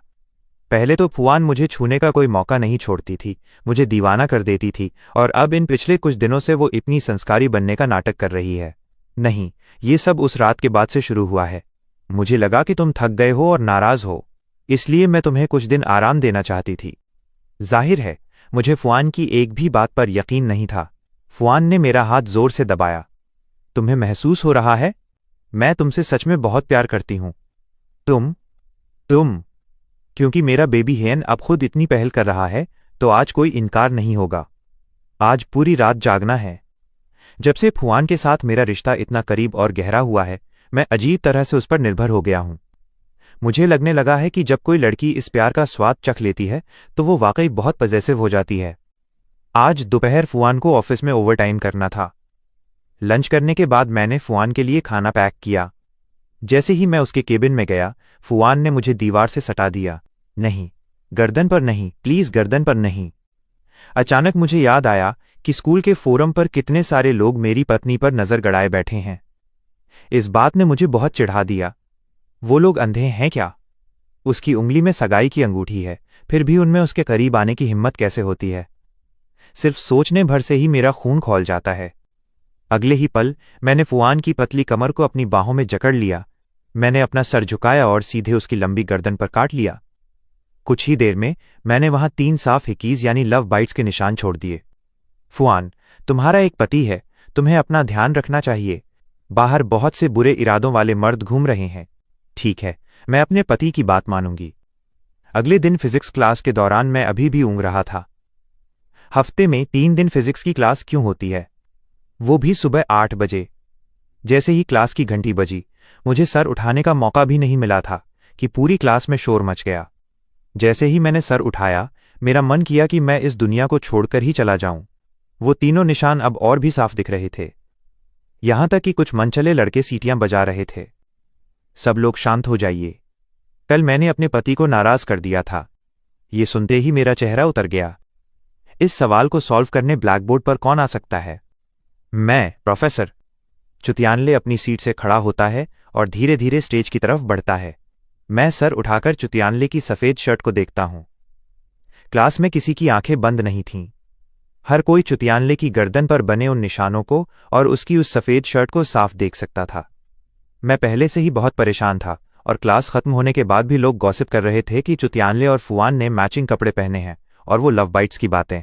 और वो बिना कुछ कहे बस एक हल्की सी मुस्कान के साथ खड़ा रहा। सच कहूं तो मैं गुस्से से फटा जा रहा था, क्योंकि सब कुछ साफ था। आखिर पिछली रात फुआन के साथ किसने वक्त गुजारा था? नंदा यूनिवर्सिटी में फुआन कितनी पॉपुलर हो चुकी थी, इसका अंदाजा मुझे तब हुआ जब मैं दोपहर में कैंटीन गया। ये बात पूरे कैंपस की सबसे बड़ी खबर बन चुकी थी। मैंने खाना तो ऑर्डर किया, पर गुस्से में मेरा खाने का बिल्कुल मन नहीं था। तभी मैंने चुतियानले को कैफेटेरिया में आते देखा। उसने जानबूझकर अपनी शर्ट का कॉलर थोड़ा और ऊपर कर लिया था, ताकि कोई भी उसकी गर्दन के उस निशान को देखने से चूक न जाए। दोपहर की क्लास खत्म होने के बाद मैं घर लौटा। फुआन ने मेरे लिए तेल में भुनी हुई झींगा मछली यानी प्रॉन्स तैयार किए थे, पर मेरा मूड ठीक नहीं था। फुआन, मुझे इंस्टेंट नूडल्स खाने हैं। बात मानो ये सेहत के लिए अच्छे नहीं होते। वैसे भी पिछले कुछ दिनों से तुम्हारा पेट थोड़ा ठीक नहीं है। तुम्हें ऐसा जंक फूड नहीं खाना चाहिए। मेरा मूड पहले ही खराब था और अब मैं अपनी पसंद के नूडल्स भी नहीं खा सकता था। फुआन आज पूरे दिन लैब के काम में बिजी थी। उसने देखा कि मैं काफ़ी अपसेट हूं, तो वो तुरंत किचन में गई और मेरे लिए नूडल्स बनाने लगी। जब मैं शावर लेकर नीचे आया तो फुआन टेबल पर नूडल्स रख चुकी थी। ये तो एकदम लग्जरी इंस्टेंट नूडल्स हैं। तुमने इसमें कितनी सारी चीज़ें डाल दी। इसे आराम से खाओ, कहीं मुंह न जल जाए। अच्छे से खाने पीने के बाद मेरा मूड काफ़ी बेहतर हो गया। तो अब बताओ, आज कॉलेज में क्या हुआ था? मैंने अपना फ़ोन फुआन के सामने रख दिया। स्क्रीन देखते ही फुआन के चेहरे के हाव भाव बदलने लगे। उसे देखकर मुझे अचानक एहसास हुआ कि शायद मैंने बात का बतंगड़ बना दिया था। वो अपनी लैबोरेटरी के एक्सपेरिमेंट्स के लिए इतनी मेहनत कर रही थी और शाम को घर लौटकर मेरे लिए खाना भी बनाया, और मेरा रवैया उसके साथ ऐसा था। मुझे तुम पर पूरा भरोसा है, बस उसका इस तरह बातें करना मुझे थोड़ा दुखी कर रहा था। फुआन ने प्यार से मेरे सिर को सहलाया। कोई बात नहीं, इसे मुझ पर छोड़ दो, मैं संभाल लूंगी। रात को मैंने खुद आगे बढ़कर फुआन को अपनी बाहों में भर लिया। डियर, क्या तुम्हें कभी लगता है कि मैं बच्चों जैसी हरकतें करता हूं? बिल्कुल नहीं मेरे पति, तुम ऐसा क्यों सोच रहे हो? आगे से उस चुतियानले से दूर रहना। फुआन ने हामी भरते हुए सिर हिलाया। ठीक है, जैसा मेरे पति कहेंगे मैं वैसा ही करूंगी। रविवार को मौसम बहुत सुहाना था, जिसने मेरा मूड और भी अच्छा कर दिया। मैं पहली मंजिल के एक धूप वाले कोने में बैठ गया और पूरे दिन स्केचिंग करता रहा। जब मैं उसके कमरे के पास से गुजरा तो फुआन ने अभी अभी एक कॉल डिस्कनेक्ट की थी। तुम्हारा काम खत्म हो गया? चलो कहीं बाहर टहलने चलते हैं। फुआन ने अपना हाथ बढ़ाकर मेरे गालों को खींचा। चलो चलते हैं। मुझे याद आया कि वो अभी किसी से बात कर रही थी। क्या मैंने तुम्हारे काम के बीच में खलल डाला? नहीं। फुआन थोड़ा रुकी। वो मेरे पापा का फ़ोन था। वो पूछ रहे थे कि हम दोनों के बीच आजकल सब कैसा चल रहा है। हमारी शादी के बाद ये पहली बार था जब मैंने फुआन के मुंह से पापा शब्द सुना था। तब मुझे अचानक याद आया कि हमारी शादी को 3 महीने हो चुके हैं और मैं आज तक अपने सास ससुर से नहीं मिला था। तो फिर किसी दिन हमें मम्मी पापा से मिलने उनके घर चलना चाहिए, वरना ये बहुत अजीब लगेगा। ठीक है, फिर अगले वीकेंड चलते हैं। इसी बहाने मैं तुम्हें अपने दोस्तों से भी मिलवा दूंगी। ये महज एक आम बातचीत थी, लेकिन मुझे इसमें एक शादीशुदा जोड़े वाली असली रोज़मर्रा की जिंदगी का एहसास हो रहा था। तभी फुआन को अचानक कुछ याद आया। चुतियानले वाला मामला सुलझ गया है, अब तुम्हें परेशान होने की ज़रूरत नहीं है। सच कहूं तो मैंने दोपहर में ही देख लिया था। चुतियानले ने स्कूल के फोरम पर माफ़ी मांगी थी और साफ किया था कि उसके और फुआन के बीच सिर्फ एक टीचर और स्टूडेंट का रिश्ता है। चुतियानले सच में कितना गिरा हुआ इंसान है। मैं सही कह रहा हूं, वो सच में बहुत घटिया है। कितना बेशर्म है वो।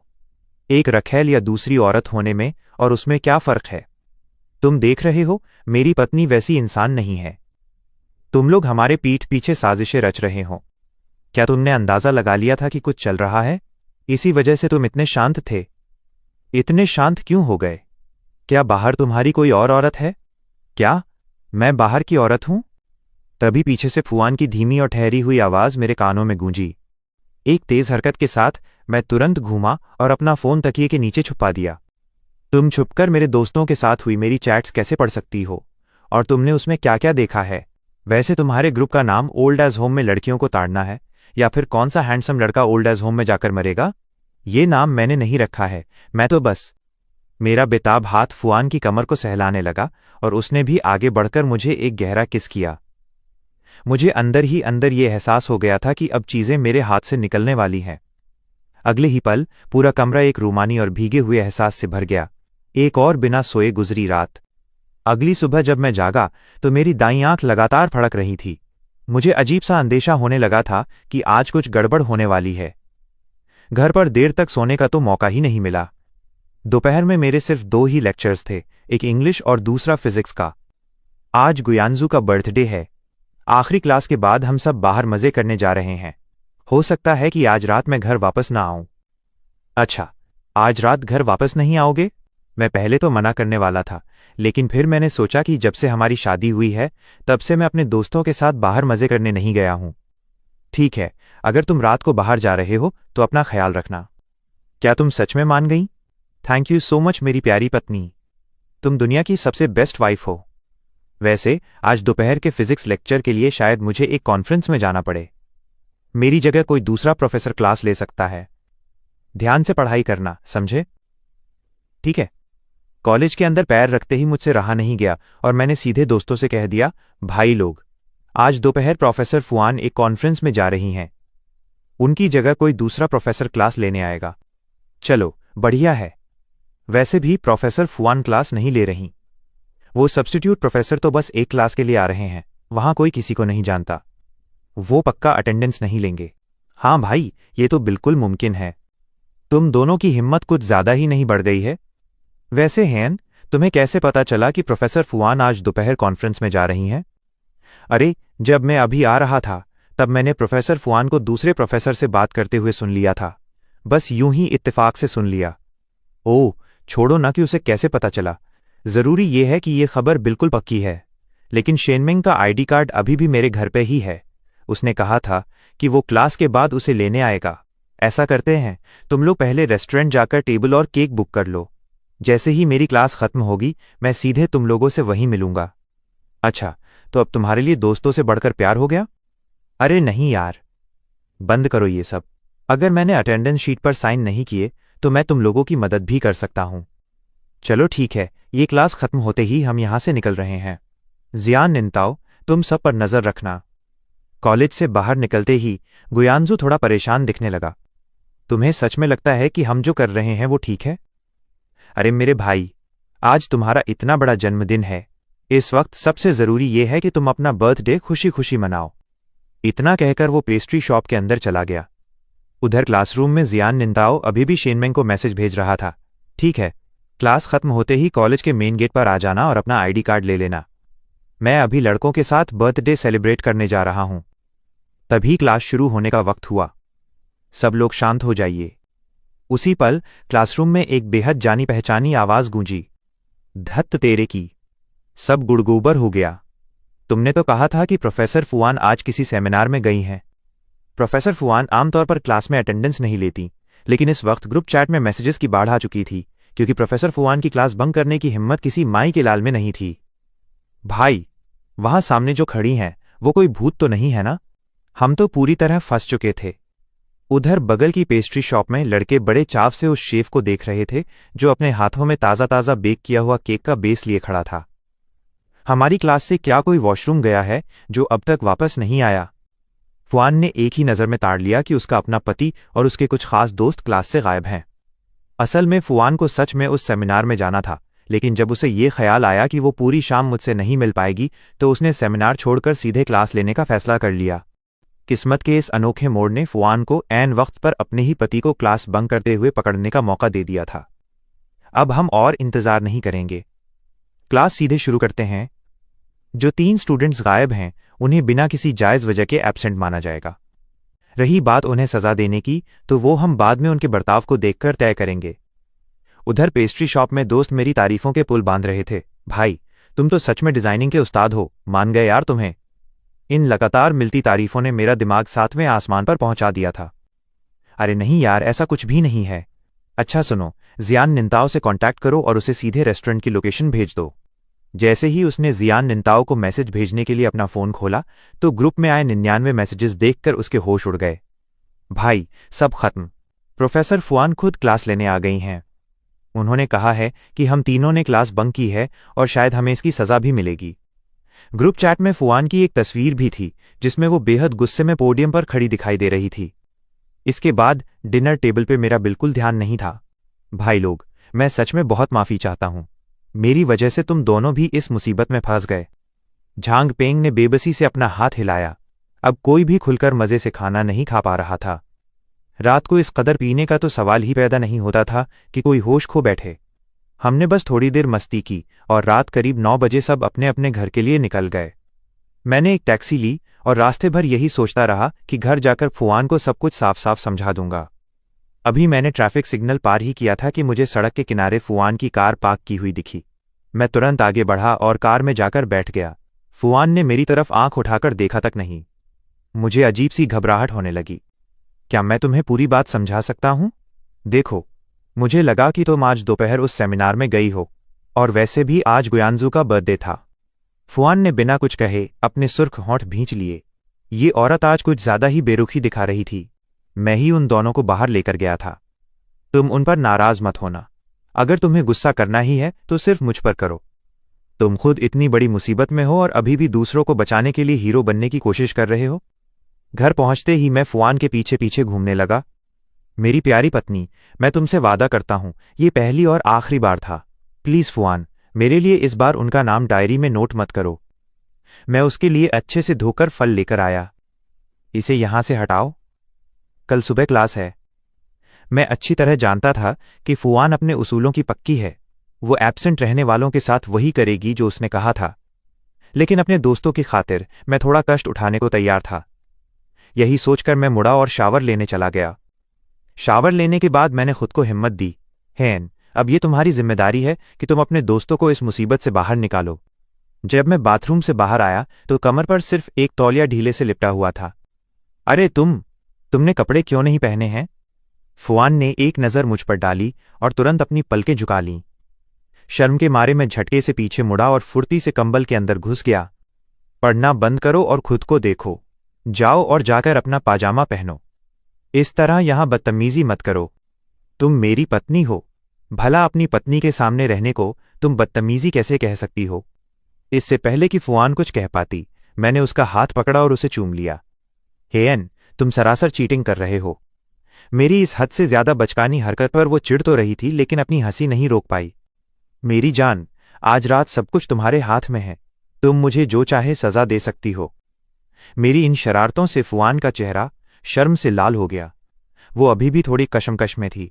फिर उसने मुझसे कहा, कल सुबह तुम तीनों ऑफिस में मेरा इंतजार करना। अगली सुबह हम तीनों फुआन के केबिन के दरवाजे के बाहर एक कतार में सीधे खड़े थे। अंदर आ जाओ। अंदर घुसते ही गुयांजू ने माफी मांगने के लिए पूरे 90 डिग्री झुककर फुआन को प्रणाम किया।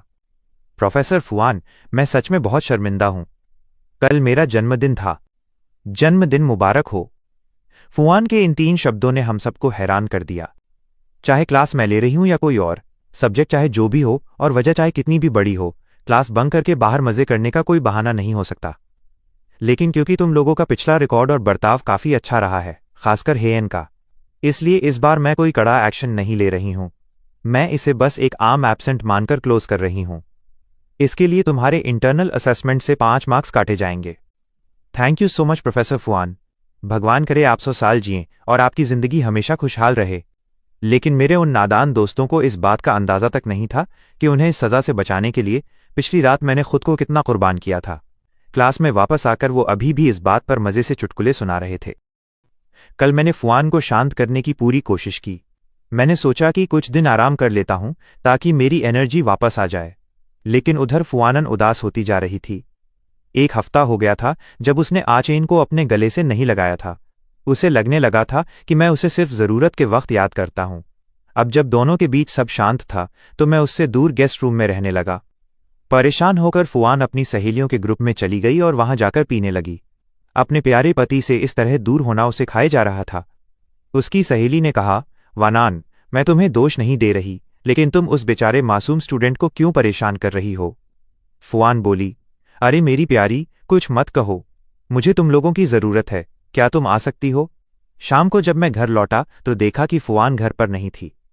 मैंने उसे कॉल करने की सोची ताकि बात आगे बढ़ सके, लेकिन फिर इरादा बदल दिया। तभी फोन बजा। हेलो जीजा जी, मैं जोंगजेंग बोल रहा हूं। वानान ने बहुत ज्यादा पी ली है, हम उसे घर छोड़ रहे हैं। बस पहुंच गए। जब मैं सीढ़ियों से नीचे उतरा तो जोंगजेंग की कार दरवाजे पर खड़ी थी। मैंने कहा, अरे इसने इतनी क्यों पी ली? मैंने फुआन को संभाला। जोंगजेंग ने कहा, जीजाजी वानान, अब आपके हवाले, हम चलते हैं। मैंने कहा, शुक्रिया, रास्ते पर ध्यान रखना। मैंने फुआन को अपनी बाहों में उठाया और घर के अंदर ले आया। सोफे पर लेटी उस औरत को देखते हुए मैंने पूछा, तुमने इतनी शराब क्यों पी? तुम्हें तो अपने घर का रास्ता तक याद नहीं था। ये पहली बार था जब मैं फुआन को इस हालत में देख रहा था।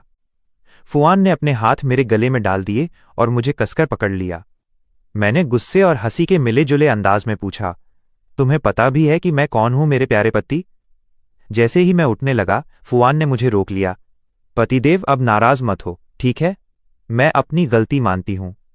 आगे से मैं तुम्हें कॉलेज में परेशान नहीं करूंगी। मैंने कहा, आगे से कभी इस तरह मत पीना। बाहर बहुत बुरे लोग हैं। और हां, किसी को भी जाकर ऐसे गले मत लगा लिया करो, समझी? उसने कहा, तुम मेरे पति हो, मैं तुम्हें इतने सालों से प्यार करती हूं, मैं कभी गलती नहीं कर सकती। मैंने मुस्कुराते हुए कहा, मेरी बीवी, तुम सच में बहुत ज्यादा नशे में हो। हमारी शादी को तो अभी सिर्फ 6 महीने ही हुए हैं। अगले दिन जब मैं उठा तो सुबह के 10 बज चुके थे। नीचे आने पर देखा कि फुआन पैन से गर्मा गर्म फ्राइड एग निकाल रही थी। उसने कहा, यहां आओ, लिंक चेन। मेरे पति अब नाराज नहीं है ना? कल रात मैंने एक वीडियो रिकॉर्ड कर लिया था। अगर आगे तुमने मुझे परेशान किया तो मैं इसे कॉलेज के फोरम पर पोस्ट कर दूंगी, ताकि सब देख सकें कि कॉलेज की वो मशहूर और शांत रहने वाली प्रोफेसर फुआन असल में घर पर कैसी हैं। फिर उसने प्यार से कहा, मैंने तुम्हारे लिए खास तौर पर यह हार्ट शेप एग बनाया है और टेबल पर तुम्हारा पसंदीदा ब्रेकफास्ट तैयार है। शुक्रवार को मेरी सिर्फ एक ही क्लास थी। मैं काफी देर तक मॉल में घूमता रहा ताकि अपने सास ससुर से मिलने के लिए कुछ तोहफे खरीद सकूं। दिल में एक अजीब सी घबराहट लिए मैं तोहफे लेकर घर पहुंचा। जैसे ही दरवाजा खुला, अंदर से एक तेज आवाज आई, तुम दोनों मेरे खिलाफ बगावत करना चाहते हो? क्या इस घर में मुझे बोलने का कोई हक नहीं है? एक तरफ वो शख्स था जो 3 साल तक मेरा फिजिक्स प्रोफेसर रहा था, और दूसरी तरफ वो जो मेरी आइडल थी। उस वक्त फुआन और शियागोआ डर के मारे दीवार से चिपके हुए थे। घबराकर जब फुआन ने पीछे मुड़कर देखा तो दरवाजे पर एक नौजवान खड़ा था जो बचपन से भी ज्यादा हैंडसम लग रहा था। दरअसल फुआन की मां दुनिया की एक मशहूर स्टाइलिस्ट थीं और बचपन से मेरी आइडल रही थीं। फुआन ने मुझे दरवाजे से अंदर खींचते हुए कहा, मम्मी, आप उसे डरा रही हैं। चेन, ये मेरी मम्मी है और ये मेरे पापा। मैं इतने समय से शिया सर के साथ था, लेकिन मुझे कभी अंदाजा नहीं हुआ कि शिया सर ही फुआन के पिता हैं। मैंने अदब से कहा, अंकल शिया, आंटी फू, नमस्ते। वानान और मैं कल ही आप लोगों से मिलने आने वाले थे। आंटी ने कहा, आचेन को देखो, कितना समझदार बच्चा है। और तुम दोनों की उम्र मिलकर 80 साल से ज्यादा है, लेकिन तुम कभी अपने किए का अंजाम नहीं सोचते। इतनी बड़ी शादी हो गई और मुझे भनक तक नहीं लगने दी। अब जाकर मुझे पूरी बात समझ आई। आंटी फू को अचानक पता चला था कि वो सास बन चुकी हैं, इसलिए वो गुस्से में थीं। मैं तुरंत आगे बढ़ा और कहा, आंटी, आप अभी नाराज मत होइए। वानान को समझ नहीं आ रहा था कि आपको ये बात कैसे बताए। आंटी ने प्यार से मेरा हाथ थामकर कहा, चेन, तुम बहुत अच्छे बच्चे हो। इस बाप बेटी की तरफदारी मत करो, गलती पूरी तरह से फुआन की ही है। फुआन ने माहौल को संभालने की कोशिश करते हुए कहा, मम्मी, आप थोड़ी देर हेन के साथ आराम क्यों नहीं करती? मैं पापा के साथ मिलकर डिनर तैयार करती हूं। आंटी फू ने गुस्से में कहा, मेरे सामने से हट जाओ। वैसे आंटी फू को हमेशा बहुत शांत और एलिगेंट होना चाहिए था। ये पहली बार था जब मैं उन्हें इस तरह गुस्से में देख रहा था। बातचीत शुरू करने के इरादे से मैंने कहा, आंटी फू, मुझे डिजाइन्स बहुत पसंद हैं। मैं बचपन से ही आपका बहुत बड़ा फैन रहा हूं। असल में मुझ जैसा सोशल इंसान भी इस वक्त अजीब सी घबराहट और सोशल एंग्जाइटी महसूस कर रहा था। आंटी फू का गुस्सा थोड़ा शांत हुआ और वो मुझसे बोली, हैन, इस शादी के फैसले में वानान ने जरा भी समझदारी नहीं दिखाई, लेकिन अब मैं तुम्हारी तरफ से उसे सीधा करूंगी। इन दोनों ने मुझसे इतनी बड़ी बात छुपाई, क्या तुम्हें ये ठीक लगता है? शादी का सर्टिफिकेट हाथ में आने तक इन्होंने मुझे कुछ नहीं बताया, और इस बूढ़े ने भी इसे छुपाने में उसकी मदद की। फिर उन्होंने फुआन से कहा, कल तुम आचेन को घर लेकर आओगी एक ऑफिशियल डिनर के लिए। फुआन ने सिर हिलाया। ठीक है, मैंने कहा, आप और अंकल आराम से घर जाइएगा। फुआन को महसूस हो रहा था जैसे मेरी नजरें उसे चीर कर रख देंगी। उसने घबराते हुए अपने बाल ठीक किए। मैंने सीधे फुआन से सवाल किया, क्या तुम्हारे पास मुझे बताने के लिए कुछ नहीं है? उसने मासूमियत से कहा, सॉरी मेरे पतिदेव, मुझे ये बात तुमसे नहीं छुपानी चाहिए थी। मैंने कुछ नहीं कहा। मैं सीधे मुड़ा और अकेले जाकर अपने स्केच बनाने लगा। लेकिन मेरा मन शांत नहीं था, दिमाग में विचारों का तूफान चल रहा था। मुझसे एक लाइन तक नहीं खींची जा रही थी। अचानक मुझ पर एक बहुत बड़ा प्रेशर आ गया था। मैं हमेशा सोचता था कि मेरे सास ससुर बहुत साधारण लोग हैं, बस कॉलेज के प्रोफेसर्स हैं। लेकिन अब मुझे पता चला कि वो यूएशिया ग्रुप के प्रेसिडेंट हैं। उनका फैमिली बैकग्राउंड और उनकी पावर मेरे मुकाबले एक बिल्कुल अलग लेवल पे थी। तभी फुआन दरवाजे पर आई। हेन, बाहर आओ और थोड़े फल खा लो। जब मेरी तरफ से कोई जवाब नहीं मिला तो उसने दरवाज़ा धकेला और अंदर आ गई। उसने मुझे डेस्क पर गुमसुम बैठे देखा। मैंने कहा, फुआन, मैं अभी तुमसे कोई बात नहीं करना चाहता। वो पास आकर बोली, मेरे पति, मेरा इरादा तुमसे कुछ छुपाने का नहीं था। मैंने गहरी सांस लेकर कहा, मुझे अब समझ आया कि प्रोफेसर शिया जिस बिगड़ी हुई बेटी की बात करते थे वो तुम ही हो। तुमने जानबूझकर मेरा मजाक उड़ाया ना। फुआन ने तुरंत फलों की प्लेट एक तरफ रखी और मेरी बाहों में सिमट गई। तो अब जब तुम्हें सब पता चल गया है तो क्या तुम अब मेरे साथ नहीं रहना चाहते? मैंने उसका चेहरा देखते हुए कहा, मैंने ऐसा कब कहा कि मैं तुम्हारे साथ नहीं रहना चाहता? साफ था कि फुआन को इस रिश्ते में अपनी जगह खोने का बहुत डर था। मैंने बात को थोड़ा गंभीर बनाते हुए कहा, फुआन, जो भी गलती करता है उसे उसकी कीमत चुकानी पड़ती है। क्योंकि तुमने इस बार बहुत ही खराब बर्ताव किया है, इसलिए कुछ दिनों के लिए तुम अकेली सोओगी। ये सुनते ही फुआन घबरा गई और झटके से खड़ी हो गई। लेकिन मैंने उसे सफाई देने का कोई मौका नहीं दिया। मैं सीधे बेडरूम में गया और अंदर से दरवाज़ा लॉक कर लिया। अगले दिन प्लान के मुताबिक मैं और फुआन उनके माता पिता के विला पहुंचे। मैंने तोहफे आगे बढ़ाते हुए कहा, मम्मी पापा, ये तोहफे हम आपके लिए लाए हैं। कल मैं बहुत नर्वस था, इसलिए समझ नहीं पाया कि आपको क्या कहकर बुलाऊं। वहां फुआन और उसके पापा शियागोआ ने एक दूसरे को देखा। दोनों की आंखों के नीचे काले घेरे थे। पूछने की जरूरत ही नहीं थी, दोनों को उनकी पत्नियों ने बेडरूम से बाहर निकाल दिया था और उनकी रात जागते हुए कटी थी। आंटी फू ने मुस्कुराते हुए मुझसे कहा, आओ आओ, तोहफे लाने की कोई जरूरत नहीं थी। खाना तैयार है, तुम्हें भूख लगी होगी। फिर उन्होंने आगे कहा, आचेन, तुम्हारी माँ तुम्हें एक बात साफ कह रही है। वानान उम्र में तुमसे बड़ी है, लेकिन उसका दिल अभी भी बच्चों जैसा है। उसका गुस्सा भी बहुत खराब है। अगर वो कभी भी अपनी हद पार करे तो मुझे बताना, मैं उसे ठीक कर दूंगी। और अगर फिर भी बात न बने तो मम्मी तुम्हारे लिए उससे कोई बेहतर लड़की ढूंढ देगी। मैंने सामने बैठी बेचारी सी दिख रही फुआन की तरफ देखा। लंच के बाद आंटी फू मुझे अपने पर्सनल रूम में ले गईं। हम पूरी दोपहर वहीं रहे। फुआन ने कई बार दरवाजे पर आकर सुनने की कोशिश की, लेकिन कमरा पूरी तरह साउंड प्रूफ था, इसलिए उसे कुछ सुनाई नहीं दिया। उसने बुदबुदाते हुए कहा, क्या आप लोग एक पल के लिए भी शांत नहीं बैठ सकते? मुझे साफ दिख रहा है कि मेरी माँ मुझे रिप्लेस करने की तैयारी कर रही हैं। शाम के ठीक 7 बजे हम आखिरकार कमरे से बाहर निकले। मेरी बाहों में एक बॉक्स था। फुआन ये देखने के लिए आगे बढ़ी कि उसमें क्या है, लेकिन मैंने उसे बिना दिखाए साइड से रास्ता बदल लिया। घर वापसी का रास्ता करीब 1 घंटे का था। पूरे रास्ते में अपने फ़ोन को देखकर बेवकूफ़ों की तरह मुस्कुराता रहा। फुआन पूछना चाहती थी कि मैं क्या देख रहा हूं, लेकिन वो नाराज़गी में मुंह फुलाए बैठी रही। जैसे ही हम घर पहुंचे, फुआन से आखिरकार और बर्दाश्त नहीं हुआ। उसने एंट्री पर ही मेरा रास्ता रोक लिया और पूछने लगी, हैन, मम्मी ने तुमसे अंदर आखिर क्या कहा? क्या तुम सच में किसी और के पास जाने की सोच रहे हो? मैंने मजाक करते हुए पूछा, क्या तुम छुयान दीदी को जानती हो? उसने चिढ़कर कहा, नहीं।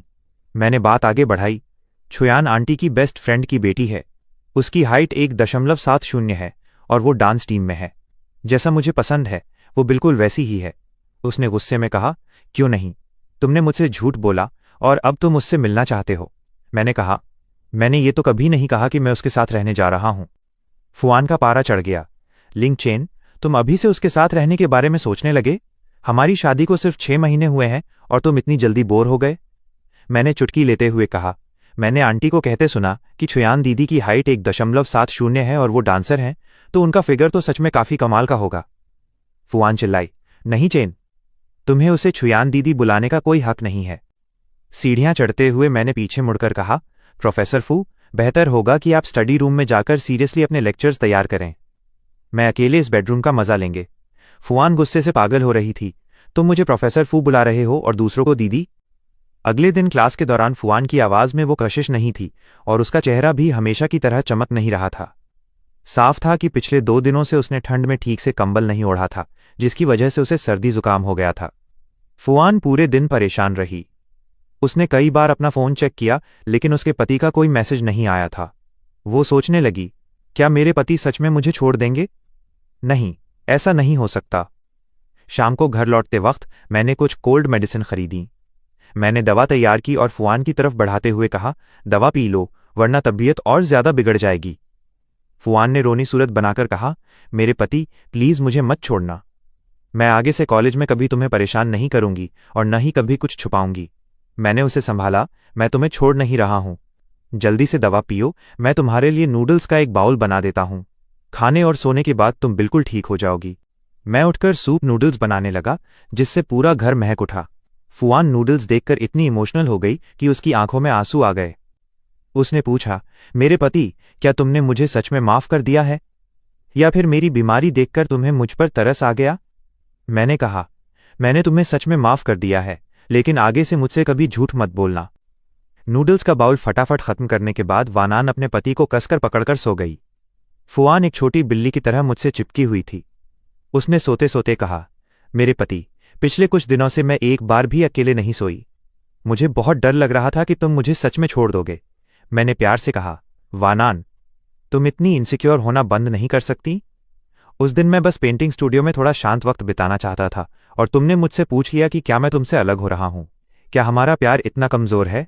फुआन, मैं तुमसे सच में बहुत बहुत ज्यादा प्यार करता हूं, दिल से प्यार करता हूं।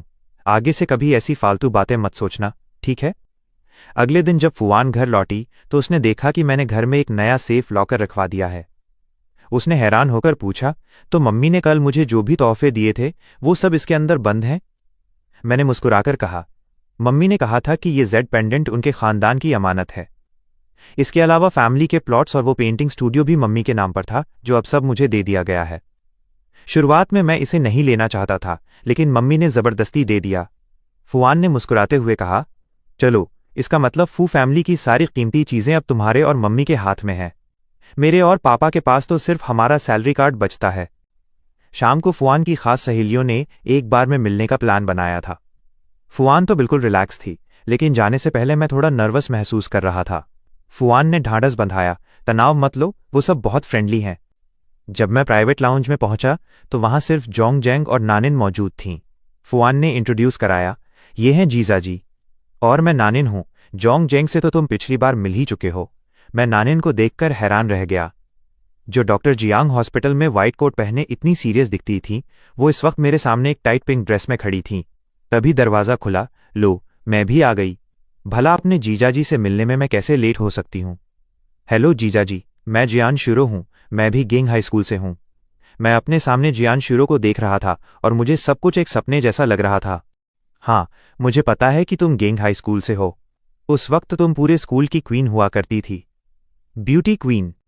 तभी जीजाजी ने बीच में टोकते हुए कहा, अरे नहीं, तुम गलत कह रहे हो। उस समय की असली ब्यूटी क्वीन तो कोई और ही थी। ऐसा हो ही नहीं सकता कि तुम उसे न जानते हो।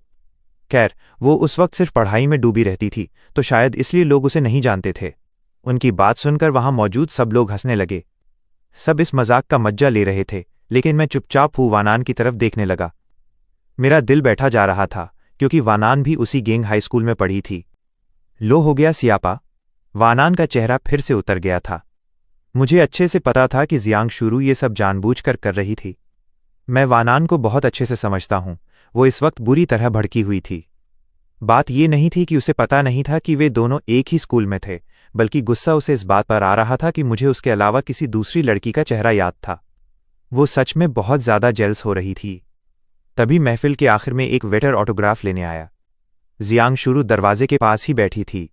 जब मेरी नज़र उसकी हैंडराइटिंग पर पड़ी तो मैं हैरान रह गया। कितनी घटिया राइटिंग थी। लोग सच में कितना बदल जाते हैं। स्कूल के दिनों में तो वो कितना खूबसूरत लिखती थी। दूसरी तरफ वानान को अंदर ही अंदर बहुत ठेस पहुंची थी। उसका पति स्कूल के दिनों से ही किसी और ब्यूटी क्वीन को याद रखे बैठा था। वो थोड़ी देर और वहां चुपचाप बैठी रही और फिर घर जाने का बहाना बनाकर मेरे साथ निकल गई। घर पहुंचते ही मैं उसे मनाने में जुट गया। अरे मेरी जान, मेरी प्यारी बीवी, मुझे सच में नहीं पता था कि तुम भी गेंग हाई स्कूल में थीं। शादी के बाद से तुमने मुझे कभी बताया ही नहीं। वानान ने गुस्से में पूछा, तो तुम्हें क्या लगता है जियांग शुरू मुझसे ज्यादा खूबसूरत है? मैंने तुरंत कहा, अरे कहाँ, वो तो एक नंबर की चालू औरत है। मैं तुम्हें बता रहा हूं, आगे से उससे कोई वास्ता मत रखना। वानान ने मुझे घूरते हुए कहा, मैं किसी को इतनी जल्दी जज नहीं करती, पर तुम्हें कैसे पता कि वो चालू है? अरे, वो लड़कों के जज्बातों से खेलती है।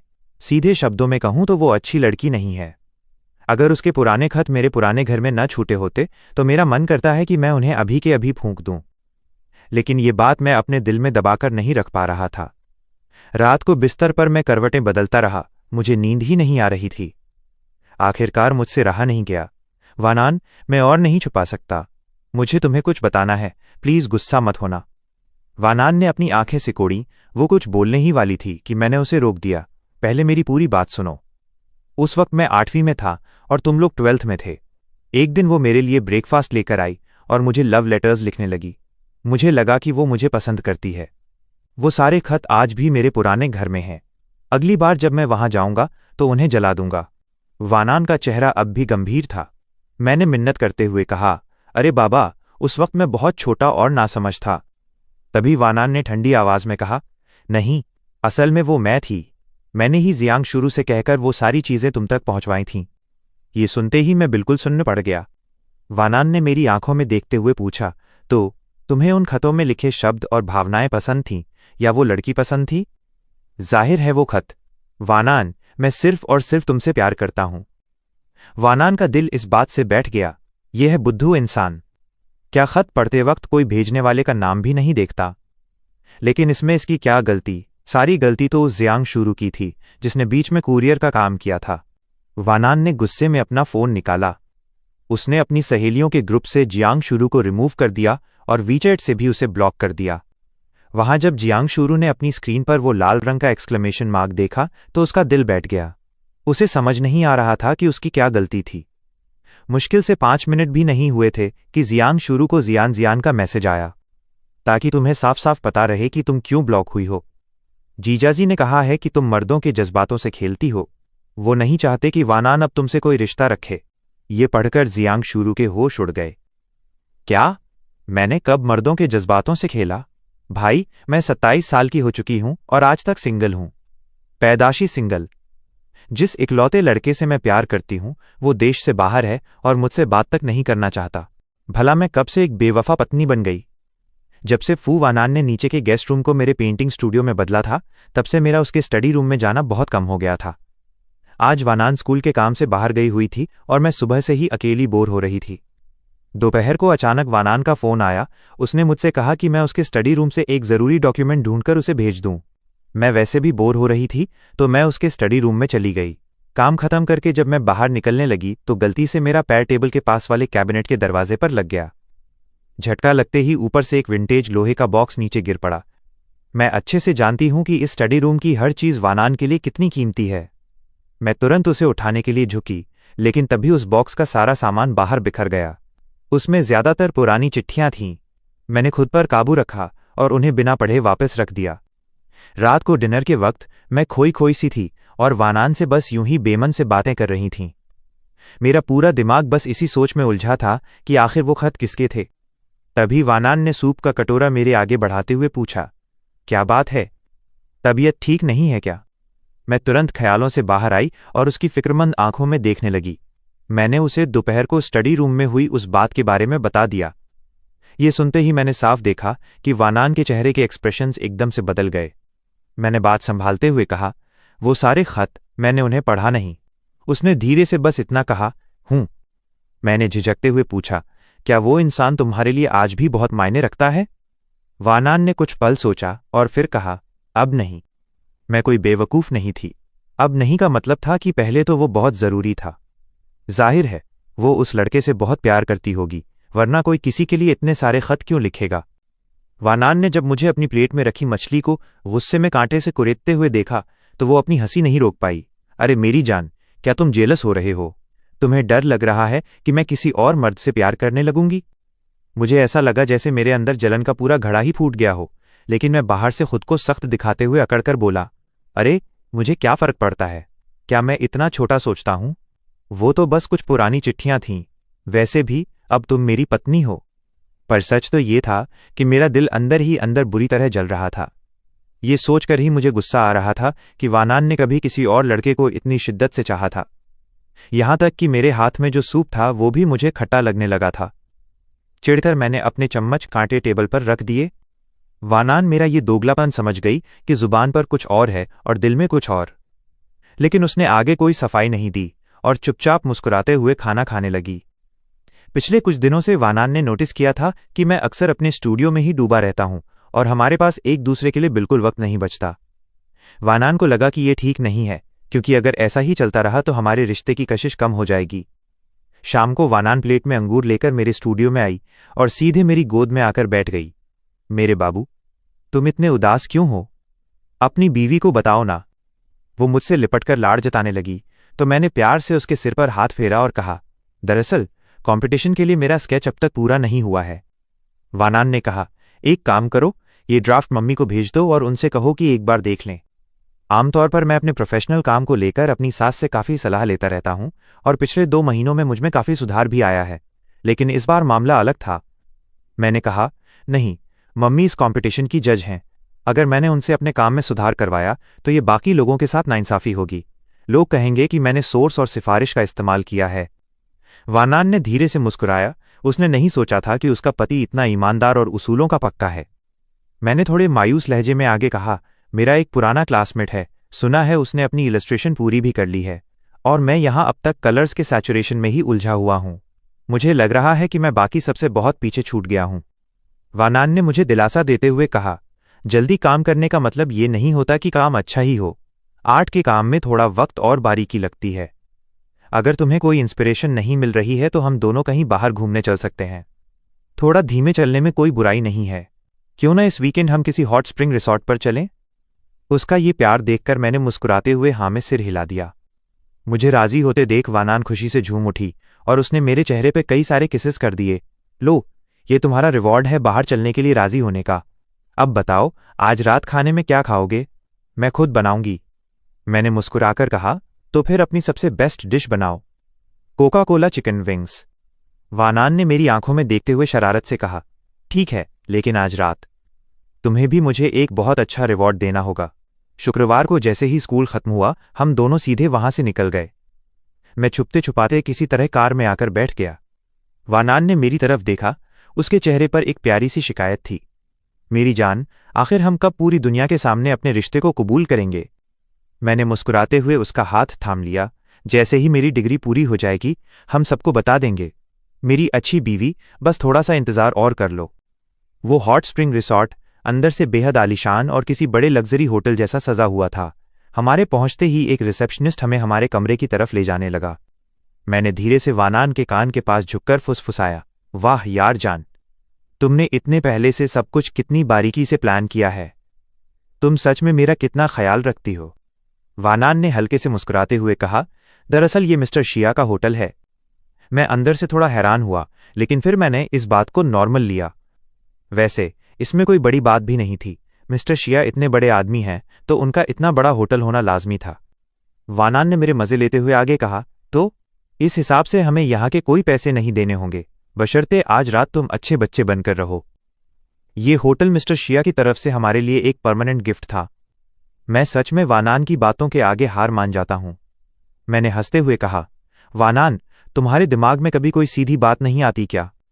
उसने मेरी आंखों में झांकते हुए कहा, मैं सिर्फ तुम्हारे सामने ही ऐसी बहकी बहकी बातें करती हूं। रात को जब मैं शॉवर ले रहा था तब वानान नीचे कुछ सामान लेने गई। तभी वहां से गुजर रहे चूतियानले की नज़र उस पर पड़ गई, जो वहां किसी डेट पर आया हुआ था। वानान को देखते ही चूतियानले को स्कूल फोरम वाली वो पुरानी बात याद आ गई जिसकी वजह से उसकी सरेआम थू-थू हुई थी। चूतियानले ने गुस्से में खुद से कहा, फू वानान, उस फोरम की वजह से मेरी भारी बेइज्जती हुई थी।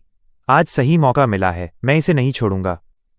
इधर वानान अपना पार्सल लेकर होटल से बाहर निकली तो उसे सड़क के दूसरी तरफ एक पेस्ट्री की दुकान दिखाई दी, लेकिन रात काफ़ी हो चुकी थी इसलिए केक तैयार होने में थोड़ा वक्त लग रहा था।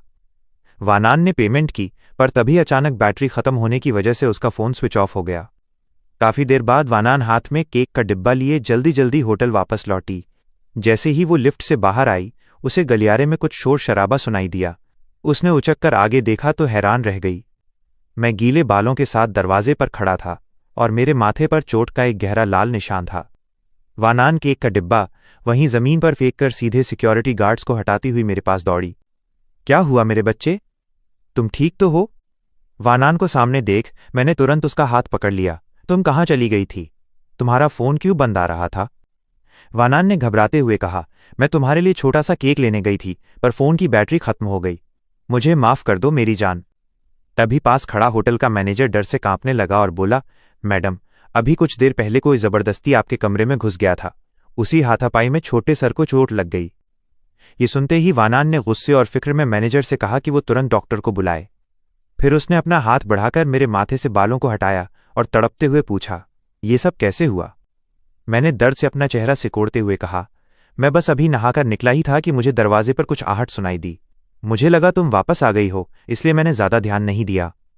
लेकिन जैसे ही मैं बाहर आया, मैंने देखा कि वो कमीनाचू तियानले बिल्कुल नग्न हालत में हमारे बेड पर लेटा हुआ था। मुझे इतना गुस्सा आया कि मैं उसे पीटने के लिए आगे बढ़ा। ये सुनकर वानान का चेहरा गुस्से से काला पड़ने लगा। उसने पूछा, और तुम्हारे माथे पर ये चोट? मैंने कहा, उसने मुझ पर पानी के ग्लास से हमला कर दिया। पर तुम फिक्र मत करो बीवी, भले ही मैंने खाना नहीं खाया था और मुझमें ताकत कम थी, लेकिन मैंने भी उसे अच्छे से कूट दिया है। वानान ने बेहद लाड़ और दर्द से अपनी उंगलियों से मेरे माथे की उस लाल सूजन को छुआ। उसकी आंखें उसी पल आंसुओं से भर आईं और उसकी आवाज़ कांपने लगी। उसकी इतनी हिम्मत कैसे हुई? मैंने उसका हाथ थाम लिया और उसे तसल्ली देने के लिए उसकी उंगलियों को धीरे से दबाते हुए कहा, अरे कुछ नहीं है, ये तो बस छोटी सी चोट है। वैसे भी मैंने उसे सही सलामत नहीं जाने दिया। उसकी हालत इतनी खराब है कि वो ठीक से खड़ा भी नहीं हो पा रहा होगा। मैनेजर ने डरते हुए सफाई दी, मैडम, हमने पुलिस में शिकायत दर्ज करा दी है और सीसीटीवी फुटेज भी निकाल ली है। चू तियानले ने उस वक्त का फायदा उठाया जब हाउसकीपिंग स्टाफ कमरा साफ कर रहा था और वो चुपके से इस फ्लोर पर आ गया। उसने दरवाज़ा खटखटाया और अंदर घुस गया। इस लापरवाही की पूरी जिम्मेदारी हमारा होटल लेता है। सर के इलाज का सारा खर्च होटल ही उठाएगा। वानान का चेहरा इस वक्त बिल्कुल बर्फ जैसा ठंडा और खौफनाक हो चुका था, जो आम दिनों से बिल्कुल अलग था। उसने मैनेजर की तरफ देखा और बेहद कड़क आवाज में कहा, जिम्मेदारी? क्या तुम सच में इस लापरवाही की जिम्मेदारी उठा सकते हो? सबसे पहले इस होटल के सुरक्षा इंतजामों की कड़ाई से जांच करो और जितने भी स्टाफ ने लापरवाही बरती है उन सबको नौकरी से सस्पेंड करो। और दूसरी बात, वो सारी फुटेज और सबूत तुरंत पुलिस के हवाले करो। मैं उस कमीने पर घर में जबरन घुसने और जानबूझकर मारपीट करने का केस करूंगा ताकि वो जेल में ही सड़े। और तीसरी बात, उसे यूनिवर्सिटी ऑफ द साउथ से निकलवाने के लिए सारे पेपर्स तैयार करो। मैं खुद जाके डायरेक्टर को ये सौंपूंगा। पुलिस बहुत जल्दी आ गई। चुटियान लगातार झूठ बोलता रहा कि वो फुआन को जानता है, जबकि मैं वहां बिल्कुल बेबस और बिखरा हुआ खड़ा था। पर तभी फुआन ने सीधे अपने फ़ोन में मौजूद सारे सबूत पुलिस को दिखा दिए। सबूत देखते ही चुटियान की हवा निकल गई और पुलिस उसे अपने साथ ले गई। बाद में डॉक्टर ने मेरी चोट की पट्टी की। ये सब मेरी गलती है। अगर मैं नीचे केक खरीदने न जाता और मेरा फ़ोन स्विच ऑफ ना होता तो आज ये नौबत ही नहीं आती। ये तुम्हारी गलती नहीं है। उस साले का दिमाग ही खराब था। वो खुद मौत ढूंढ रहा था। मैंने फुआन को दिलासा दिया। वैसे तुम मेरे लिए छोटा सा केक लेने गई थी? हाँ, मेरा दिल तुम्हारे लिए पिघल रहा था, फुआन ने मुझसे लिपटते हुए धीमी आवाज में कहा। पर वो केक नीचे गिर गया। मैं चाहती थी कि तुम उसे टेस्ट करो। मैंने मुस्कुराते हुए कहा, कोई बात नहीं, हम अगली बार फिर खरीद लेंगे। इस बार एक नहीं, पूरे 8-10 खरीदेंगे जब तक कि पेट न भर जाए। उस रात फुआन ने मेरा हाथ एक पल के लिए भी नहीं छोड़ा। वो ठीक से सो भी नहीं पा रही थी। जरा सी आहट पर उसकी नींद खुल जाती। मैं उसे कसकर गले लगा लेता और उसके कान में धीरे से कहता, डरो मत, मैं हूं यहां। अब तुम्हें कोई परेशान नहीं कर पाएगा। उसने नींद में ही हाँ कहा और मुझसे और ज्यादा सट गई। अगली सुबह हम वापस नानशिंग लौट आए। चुटियान के केस का फैसला बहुत जल्द हो गया। घर में अवैध घुसपैठ और मारपीट के पक्के सबूतों की वजह से उसे सजा मिल गई। नंदा यूनिवर्सिटी ने भी तुरंत एक्शन लेते हुए उसे कॉलेज से सस्पेंड कर दिया। जो थोड़ी बहुत इज्जत थी वो भी गई। आखिरकार उसने अपने ही पैरों पर कुल्हाड़ी मार ली। बुरों के साथ ऐसा ही होता है। चुटियान का किस्सा खत्म होने के बाद मेरा मन पूरी तरह शांत हो गया। मैं वापस अपने डिज़ाइन कॉम्पिटिशन के प्रोजेक्ट में जुट गया। फुआन हर दिन मेरे साथ रहती, चाय पानी देना, फल काट कर लाना सब करती। जब मुझे आइडियाज़ नहीं मिलते तो वो मुझे पार्क ले जाती, नदी किनारे टहलाती और रंगों और कॉम्पोजिशन पर मुझसे बातें करती। उसके साथ होने से मुझे एक अलग ही सुकून मिलता था और मेरे थॉट्स और क्लियर होते जा रहे थे। जब मेरी सासू माँ को पता चला कि मैं कंपटीशन में हिस्सा ले रहा हूं तो उन्होंने खास तौर पर मुझे फ़ोन किया। उन्होंने कहा कि वो मेरे दामाद होने की वजह से कोई फेवरेटिज्म नहीं करेंगी, लेकिन एक प्रोफेशनल के तौर पर मुझे कुछ टिप्स दे सकती हैं। मैंने थोड़ा सोचा और मना कर दिया। मैंने कहा, मम्मी, मैं ये अवार्ड अपने दम पर जीतना चाहता हूं। मैं नहीं चाहता कि लोग कहें कि मुझे सोर्स की वजह से ये मिला। भले ही मैं ना जीतूं, पर मुझे तसल्ली रहेगी कि मैंने अपनी पूरी जान लगा दी। 2 हफ्ते बाद मेरा स्केच आखिरकार तैयार हो गया। कागज पर अपनी कलाकृति को देखकर मेरा दिल गर्व से भर गया। ये लेग साइड पर फुआन और मेरी एक ड्राइंग थी, जहां उसने मेरा हाथ थाम रखा था और उसकी मुस्कान किसी फूल की तरह खिली हुई थी। हमारे पीछे गहरा नीला आसमान और चमकती हुई झील थी। कलर्स इतने परफेक्ट थे कि ब्रश का हर एक स्ट्रोक फुआन के लिए मेरा प्यार बयां कर रहा था। जब फुआन ने वो ड्राइंग देखी तो उसकी आंखें खुशी से चमक उठीं। उसने मुझे गले लगा लिया और एक किस करते हुए बोली, ये बहुत खूबसूरत है, तुम पक्का ये अवार्ड जीतोगे। मैंने उसके गाल खींचते हुए कहा, तुम्हारी जबान पर घी शक्कर। स्केच सबमिट करने के बाद इंतजार का एक लंबा दौर शुरू हुआ। मैं रोज उम्मीद और डर के साथ कंपटीशन की वेबसाइट रिफ्रेश करता। फुआन हमेशा मुस्कुराकर मुझे संभालती। और आखिरकार रिजल्ट आ ही गया। मैंने गोल्ड मेडल जीत लिया था। स्क्रीन पर रिजल्ट देखते ही मैं इतना इमोशनल हो गया कि मेरे मुंह से शब्द नहीं निकले।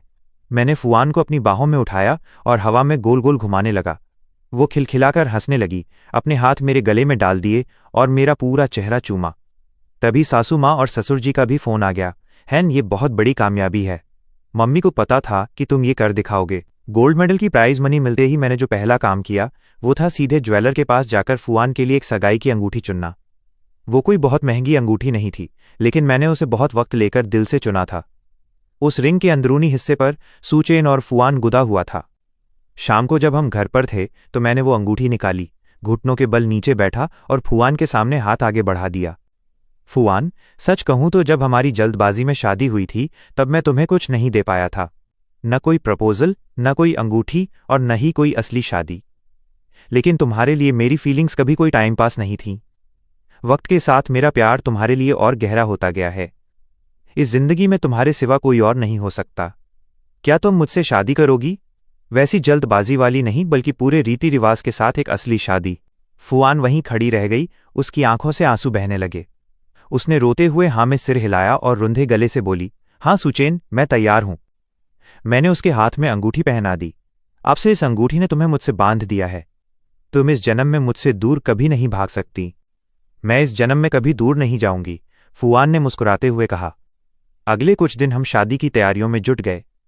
मौसी फू तो हमसे भी ज्यादा एक्साइटेड थीं। मेरी सासू माँ ने खुद फुआन का वेडिंग गाउन और मेरा सूट डिजाइन किया। वो सफेद रंग का वेडिंग गाउन जिस पर बारीक मोतियों और लेस का काम था, उसमें फुआन बिल्कुल किसी परी जैसी लग रही थी। और मेरे लिए ब्लैक टक्सीडो सूट बिल्कुल परफेक्ट फिटिंग का था। मेरे ससुर जी ने वेन्यू और मेहमानों की पूरी लिस्ट का जिम्मा संभाला और सब कुछ परफेक्टली अरेंज कर दिया। मेरे दोस्त भी काम में लगे हुए थे। गुयांजो दूल्हे का खास दोस्त यानी बेस्ट मैन बन गया। जान पेंग और जियान निंता यहां वहां दौड़ भाग कर रहे थे। मंतन ने हमारे कमरे को सजाने और शादी की मिठाइयों का इंतजाम देखने की जिम्मेदारी ली। शादी का दिन हमारे ग्रेजुएशन डे वाले दिन ही तय हुआ, नानचिंग यूनिवर्सिटी के कैंपस में। पूरे कैंपस में चारों तरफ दोस्तों की हंसी मजाक गूंज रही थी और उसी दिन मेरी शादी हो रही थी। वेन्यू वही यूनिवर्सिटी कैंपस था जहां मैं और फुआन पहली बार मिले थे, जहां से हमारी कहानी शुरू हुई थी। शादी के दिन मौसम बहुत सुहाना था। हल्की और ठंडी हवा चल रही थी। फुआन ने सासू माँ का डिजाइन किया हुआ वो खूबसूरत गाउन पहना था। वो ससुर जी का हाथ थामे धीरे धीरे मेरी तरफ बढ़ रही थी। उसके चेहरे पर एक प्यारी सी मुस्कान थी और उसकी आंखों में सिर्फ और सिर्फ मैं था। उस पल मुझे लगा जैसे पूरी दुनिया बिल्कुल शांत हो गई है और मेरी नज़रों में भी सिर्फ वही थी। ससुर जी ने फुआन का हाथ मेरे हाथ में थामने के लिए दिया और मेरे कंधे को थपथपाते हुए संजीदगी से कहा, बेटे, मैं अपनी वानान तुम्हें सौंप रहा हूं। अगर तुमने कभी भी उसे तकलीफ देने की हिम्मत की तो मैं तुम्हें कभी माफ नहीं करूंगा। फिर गुयांजो गवाह के तौर पर स्टेज पर आया और स्पीच देने लगा। उसने हमारी क्लास के पहले दिन से लेकर जब मैंने पहली बार फुआन को पत्नी कह दिया था, क्लास बंक करते हुए पकड़े जाने की कहानी और चुटियान वाले किस्से तक की सारी मजेदार बातें सुना दी, जिसे सुनकर सब लोग ठहाके मारकर हंसने लगे। फुआन शर्माकर मुझसे सट गई। उसकी आंखें हंसते हुए चांद की तरह आधी झुक गई थीं। रिंग एक्सचेंज करने के वक्त फुआन ने मेरे हाथ में मेरी अंगूठी पहनाई और धीरे से फुसफुसाई, सुचेन, प्लीज अब बाकी की पूरी जिंदगी मेरा साथ निभाना। मैंने उसका हाथ कसकर थाम लिया, उसके माथे को चूमा और कहा, फुआन, मेरी बाकी की जिंदगी सिर्फ तुम्हारे नाम है। शादी की रस्मों के बाद हम दोनों शादी के कपड़ों में ही नंदा यूनिवर्सिटी के कैंपस में टहलने निकल गए। सब कुछ पहले जैसा ही था, बस अब मेरे साथ वो इंसान था जिसके साथ मुझे अपनी पूरी जिंदगी बितानी थी।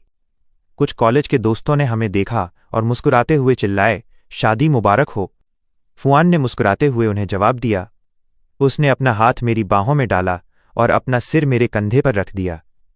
हमारे ऊपर धूप की गुनगुनी चमक बिखरी हुई थी जो बेहद खूबसूरत लग रही थी।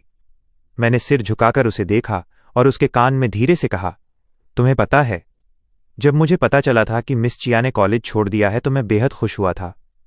मुझे लगा था कि अब मुझे फिजिक्स का होमवर्क कभी नहीं करना पड़ेगा, लेकिन किसे पता था कि जिससे मैंने जल्दबाजी में शादी की वही मेरी फिजिक्स की प्रोफेसर बन जाएगी।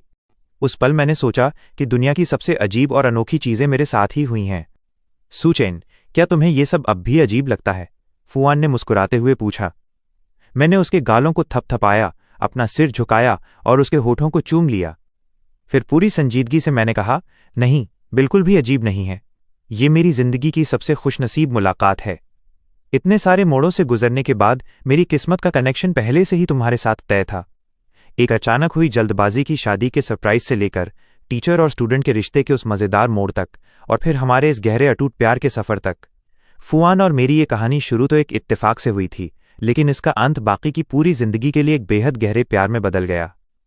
अब चाहे बदलते मौसम हो, धूप हो या छांव, मैं उसका हाथ थामे हमेशा आगे बढ़ता रहूंगा और हम कभी जुदा नहीं होंगे।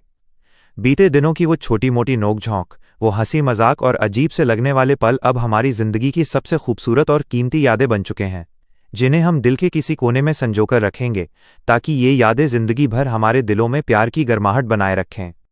तो मेरे प्रिय दोस्तों, इस प्यारे से जोड़े के साथ हमारी ये खूबसूरत प्रेम कहानी यहीं समाप्त होती है। अब अगली मज़ेदार कहानी के लिए अपना प्यार और सपोर्ट ऐसे ही बनाए रखिएगा।